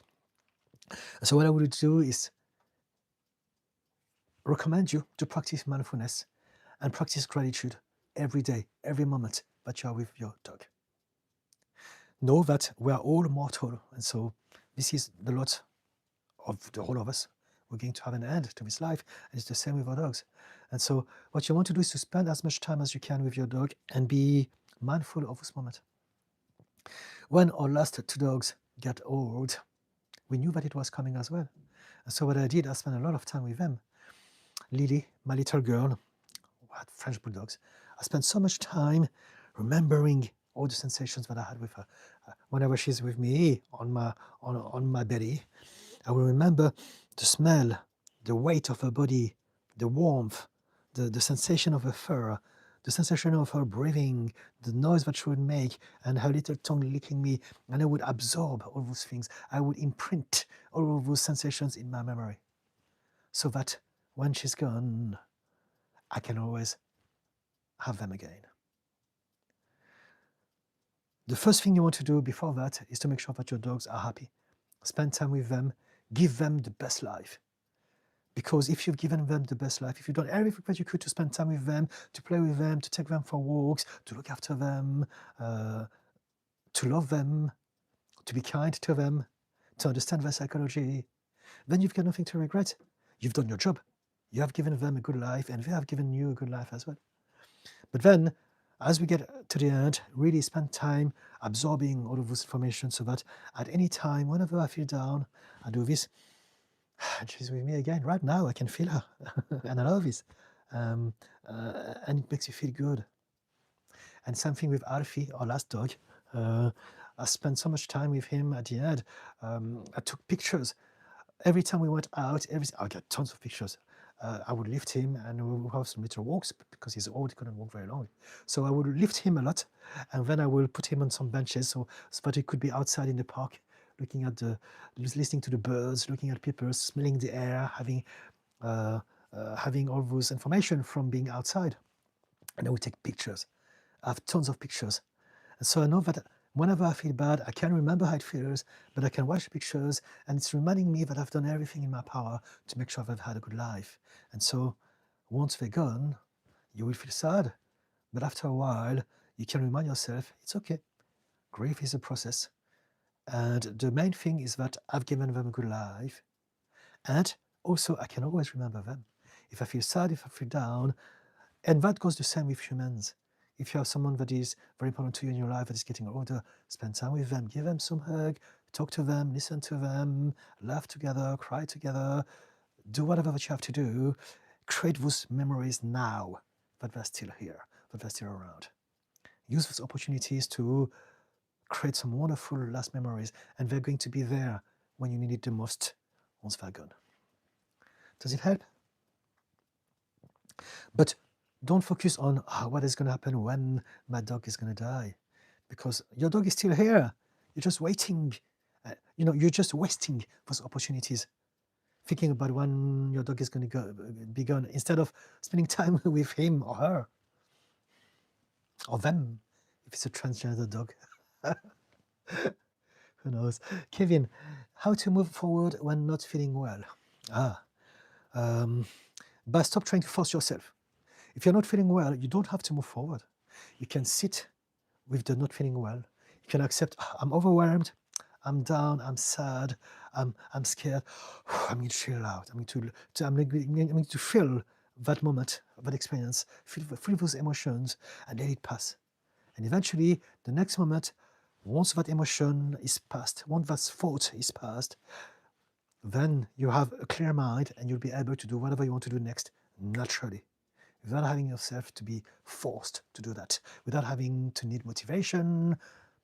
This is what people don't realize. We are trying so hard that we're making it hard on ourselves. Instead of, what is the solution that can make me better at doing that thing? Let go of the pressure, let go of the overwhelm, and eventually things will just happen on their own when you're ready for those things to happen. How to move forward when you're not feeling well? That, again, it's a very vague question, so I'm answering based on those few words. If you can give me more, I can give you more as well. I would love to be more specific, but just based on what you said, this is one of the things that we will do that is popping into my mind. If you want to move forward, if we're not feeling well, we must address, I'm not feeling well. It's okay. Sometimes it happens. Maybe I have a bug, maybe I didn't sleep well, maybe I ate something wrong, maybe I have some preoccupations, maybe I have some old anxieties that are coming back because it's that time of the year. Whatever that it is, there's something. Address that thing. Instead of trying to dismiss it, let's move forward, let's dismiss it, let's forget about it, let's be productive. No. Appreciate that it's an information, sit with it and then let it pass. Let it be, let it happen, let it do its thing. And eventually when it's gone, you'll be able to move forward, as opposed to trying to move forward with all those baggage, with all those burdens. You're carrying bags, and you're thinking, I need to move forward. Let go of the bags. I hope it makes sense. Does it? Nathan Squires, sir, thank you so much for your words. My spaniel would thank you as well if he could. I'm sure he does. I would practice this mindfulness. I should go now. So season's greetings and take care. Fantastic. Thank you so much. And all the best with your doggy. They're amazing.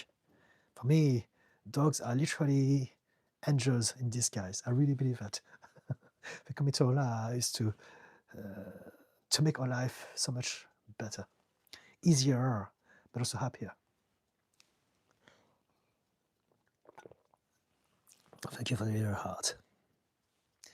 I'm coming to the end of the thread for the first time tonight. I'm going to stay maybe another 20 minutes if there are still people around.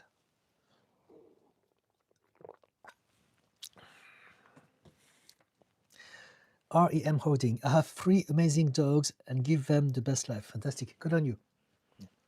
Good on you. We all have different experiences in our lives, but I believe that people who don't have dogs are really missing out on something. Now, some people may say, but you don't have children, so you're missing out on something. It's true. There are different people, different experiences. But I believe that dogs, anyone, whether you have kids or not, can learn how to realize how special and amazing they are. Because they are.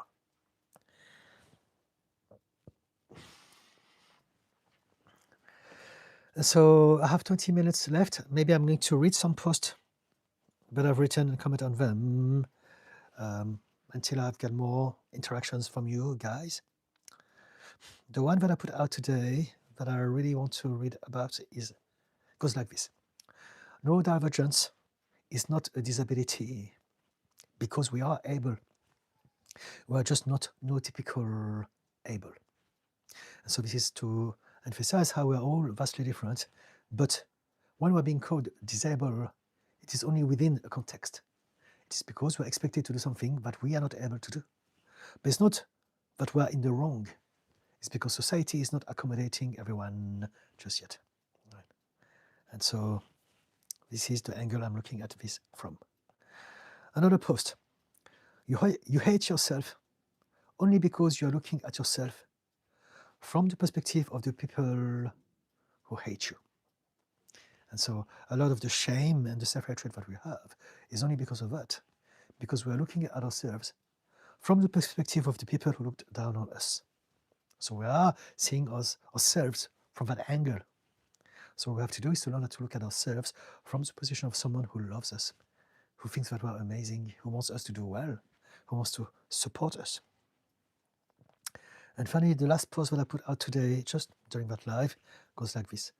Pretending to be fine when you are not is people-pleasing. I think it's important to be honest, and every now and then it's okay not to be fine, especially that time of the year. Tomorrow is Christmas Day, and so I know that a lot of us are going to be under a lot of stress because they have to spend Christmas with their families, and very often there's a lot of resentment that has been held for a whole year, waiting to erupt back around the Christmas table. And so we don't need to pretend that we're fine. It's better to be honest and say, I'm not feeling so great right now, but if you give me 5 minutes, hopefully I'll get better. I'll be okay then. Give me some space. Something like that. I've got a comment from Gabrielle. Would you talk a bit more about letting go? Why is it so hard to part with friends, family, ideas? Why does so much grief seems arise as part of the process? Because we have been conditioned to identify ourselves with those things. So we're attached to people, we're attached to status, we're attached to things, we're attached to any ideas of achievement. We believe that we are those things. And the reason we believe that we are those things is because there's a part of us that needs to have a sense of self, a sense of identity. And so for some of us, it's going to be, I am my religion, I am my country, I am my tribe, I am my profession, I am my looks, I am whatever. And the reason why we need to have an I am is because the more I know who I am, the more I know what the world is about. The sense of self, the sense of an identity exists so that we have an idea of what the world is about. The world that we experience only exists based on how we see ourselves. And those are the basics of psychology and healing and mental health. Everything about our life, everything about our reality is down to how we see ourselves. The way we see ourselves, we create the reality that is the reflection of who we are. But this is the thing. A lot of things about ourselves we don't like. That's because we forgot that, or maybe we don't understand that whole process. And that's why a lot of things about ourselves we're not happy about, but we still need to have that sense of personality. As long as I know who I am, I'm safe because I have an illusion of control. I have an ID, I have a map of the world. And so part of it is attachment. We're going to attach ourselves with people. I need those people in my life. I need to have those medals and trophies. I need to have all of those material things. I need to have ticked all the boxes. And when those things are no longer there, because we have attached ourselves to those things, now we're feeling lost, we're feeling empty. We don't know what's going on. So what we want to do is to learn how to be present so that we can live without attachment.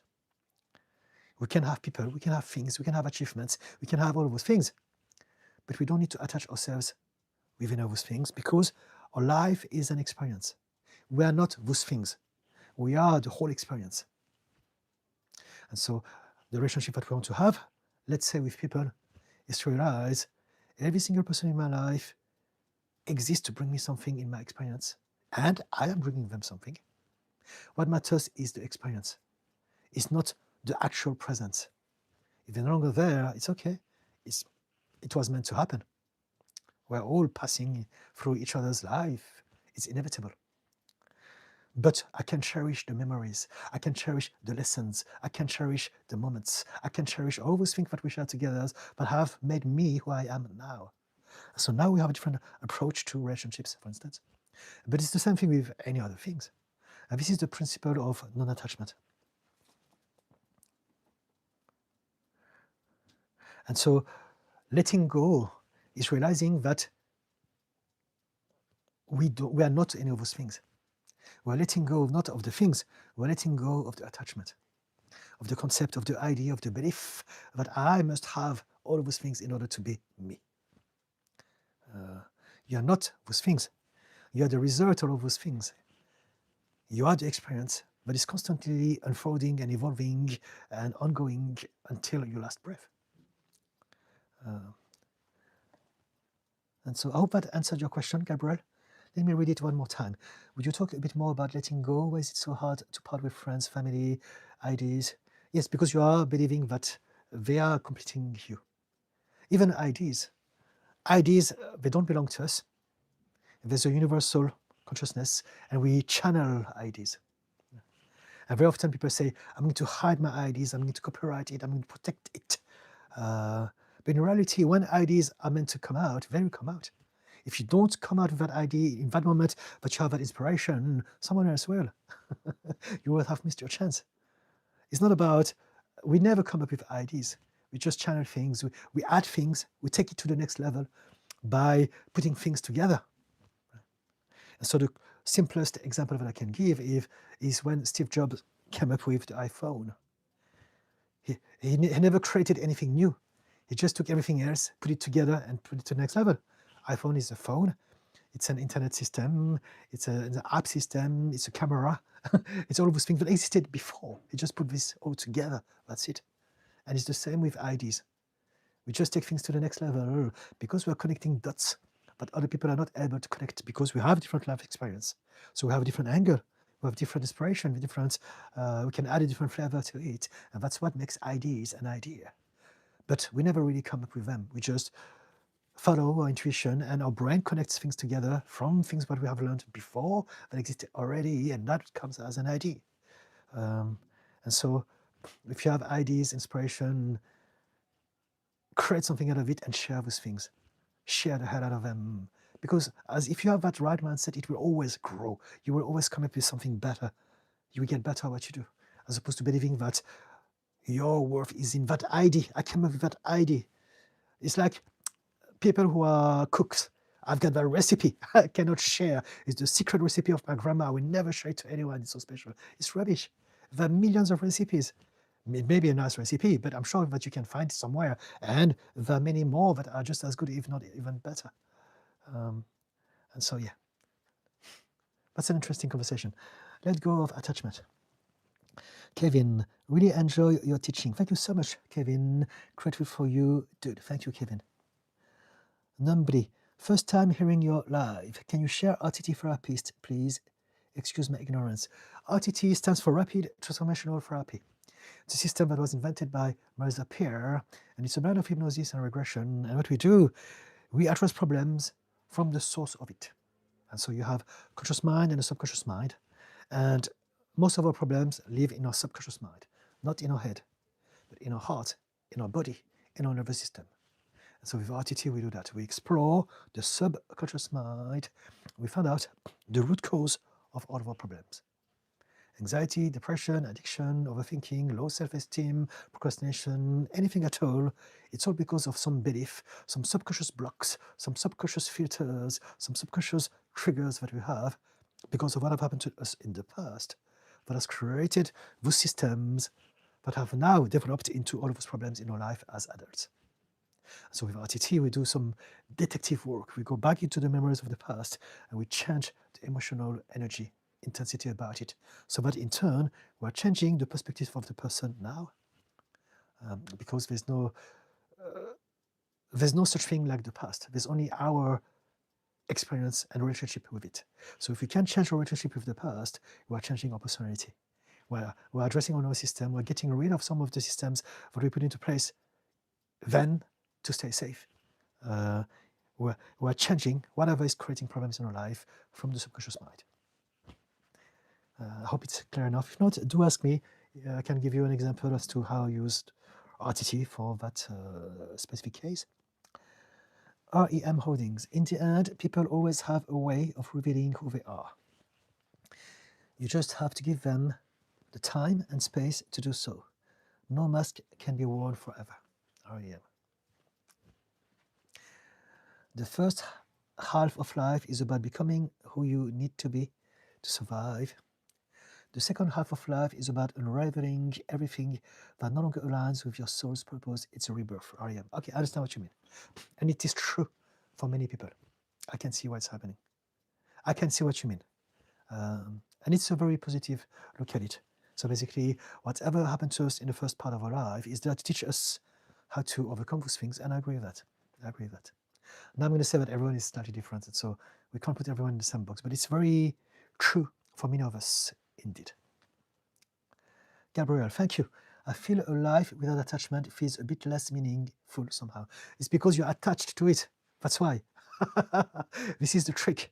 The trick of the mind. It's making you believe that without those things, it's not at all.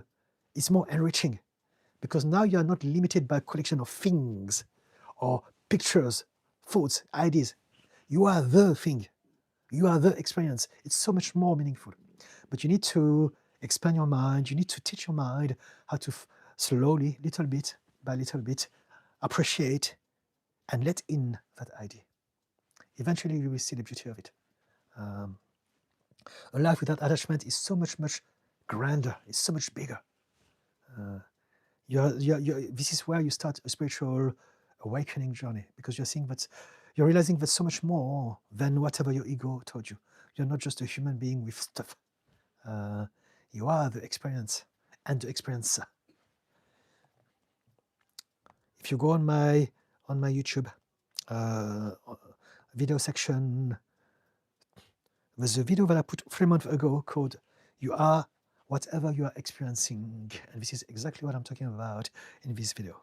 So check it out if you have a chance.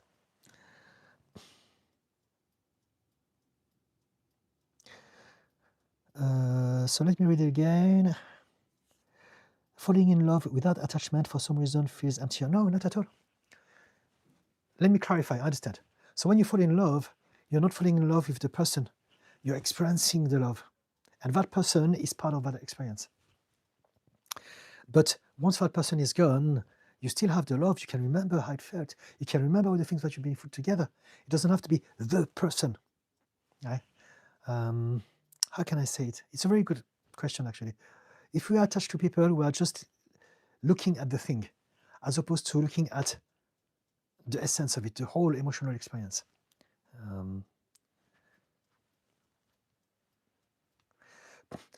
When you start to experience love without attachment, now it's not that I love my husband. We've married, we've been together for 21 years, right? I love him to bits. He's so important to me.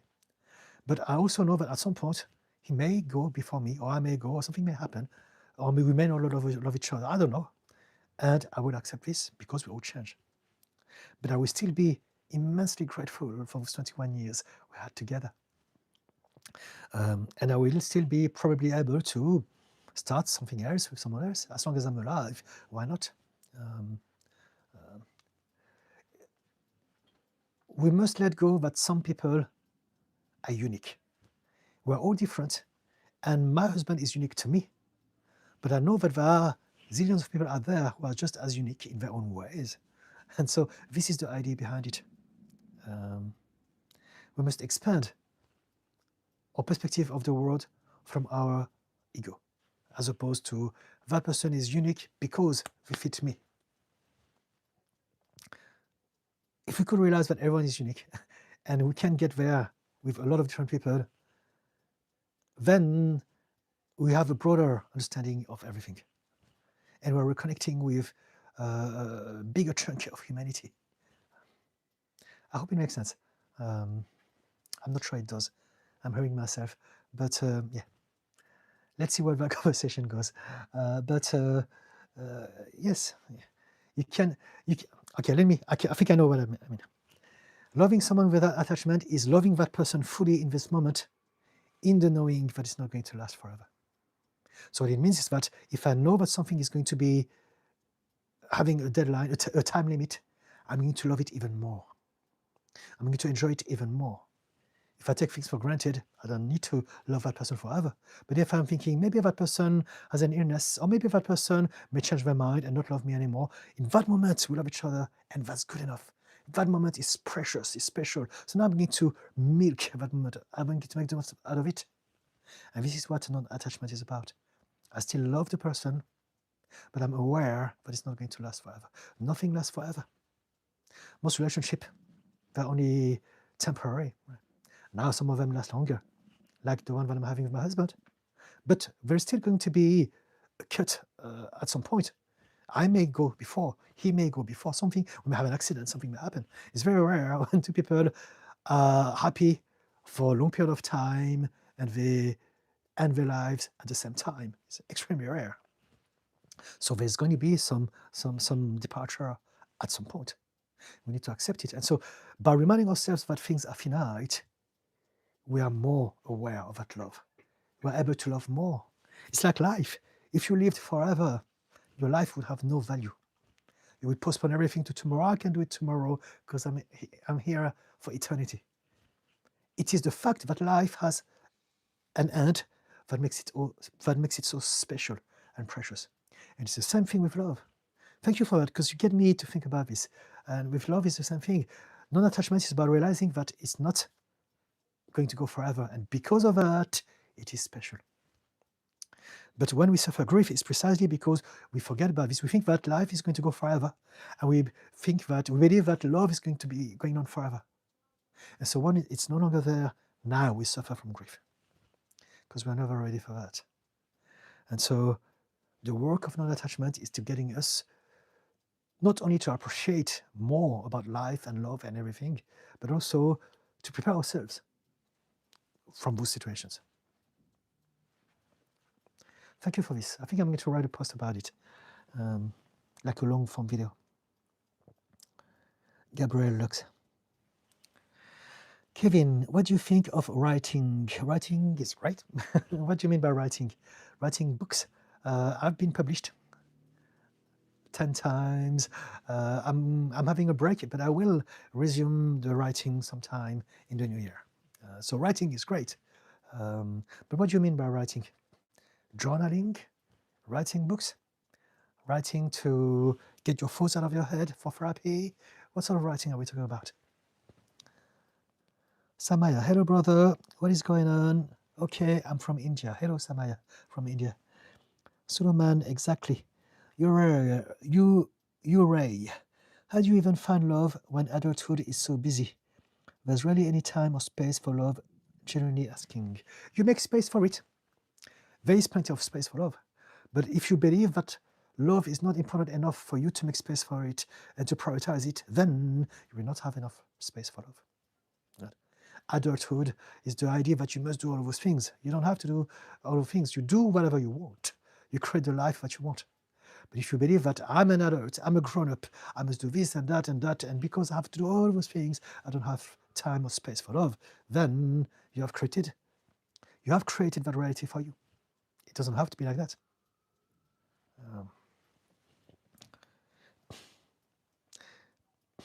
Canada.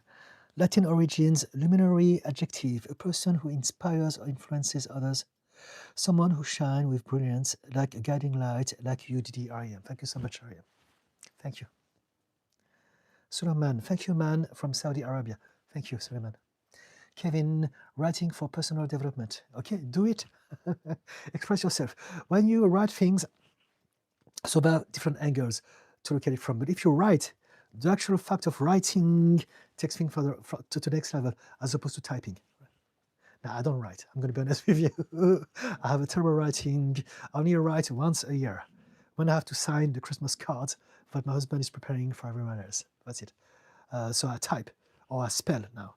But I should really be maybe spending some more time writing, because writing does a lot of things to the brain that no other things do. Now, the most important aspect of writing is not the writing itself. It is the fact that we're able to take ideas out of our head and put it somewhere on a piece of paper or on a computer screen in some files, on a recording tape, whatever that it is.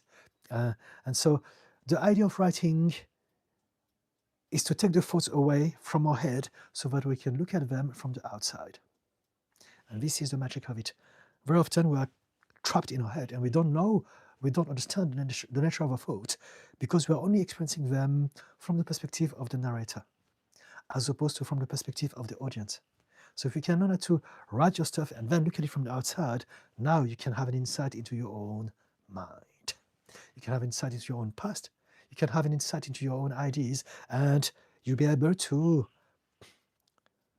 change the perspective of it because you have written it, because you have literally taken that thought away from your head and put it somewhere else. So yes.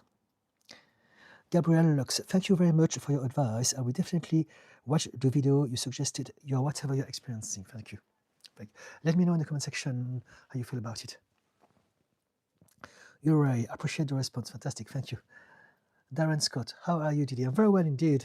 I'm going to have a sip of tea and I'm going to start and say goodbye slowly because it's actually 1 minute, 2 minutes past 8 in the UK. I come live on YouTube twice a week, every Wednesdays and every Fridays from 6 to 8 p.m. UK time. And I leave my live streams for anyone to replay them. So again, it takes a few hours for YouTube to fully upload the live streams, but typically any live that I do can be found the following day to be replayed if I said anything that was relevant to you and you want to retrieve the information. If you want to share this information to some people that you believe could use them. And so please subscribe to my channel. I appreciate your support. I post 3 short videos every day. I post 1 long form content every week. The one that I put out today, so every Wednesday, is called How to Create New Habits That Last Simply and Easily. And on the thumbnail is written, New Year's resolution work if you do this. And it's really, it's not just a clickbait. It's also absolutely something that I suggest people with New Year's resolution. If you have a New Year's resolution, watch this video. And that will probably change all of your New Year's resolutions every year from that point onward. And so yes, I'm on TikTok, I'm on YouTube. I will come back Friday. So whatever questions you may want to ask me, come back Friday from 6 p.m. UK time, and we can talk about anything you want. Let me read the last comment. Fudu, Didi, thank you for another wonderful session. Thank you for appreciating this. Darren Scott, thank you. I missed you, but I'll be here for the next one. You're a great person. Much love. Thank you so much, Darren. REM holding, Latin origin, adjective, a natural connection or bond, a deep sense of harmony with someone or something. REM, Latin is a very important language if you want to understand the world. If you understand symbol, okay. Guys, I love you all. I'm going to be back on YouTube Friday, and I will do my best to come live on TikTok tomorrow on Christmas Day. Because I know that Christmas days can be difficult for some of us. So I want to do this. However, because I'm here on Wednesdays and Friday, I think people on TikTok will appreciate me being there as well. And so you can find me tomorrow on TikTok at the same time from 6 p.m. UK time, or after tomorrow, Friday, which is Boxing Day, from 6 p.m. Other than that, do watch my long form video, please. I spend a lot of time working on them, and some of you could really benefit from some of the things that I talk about there.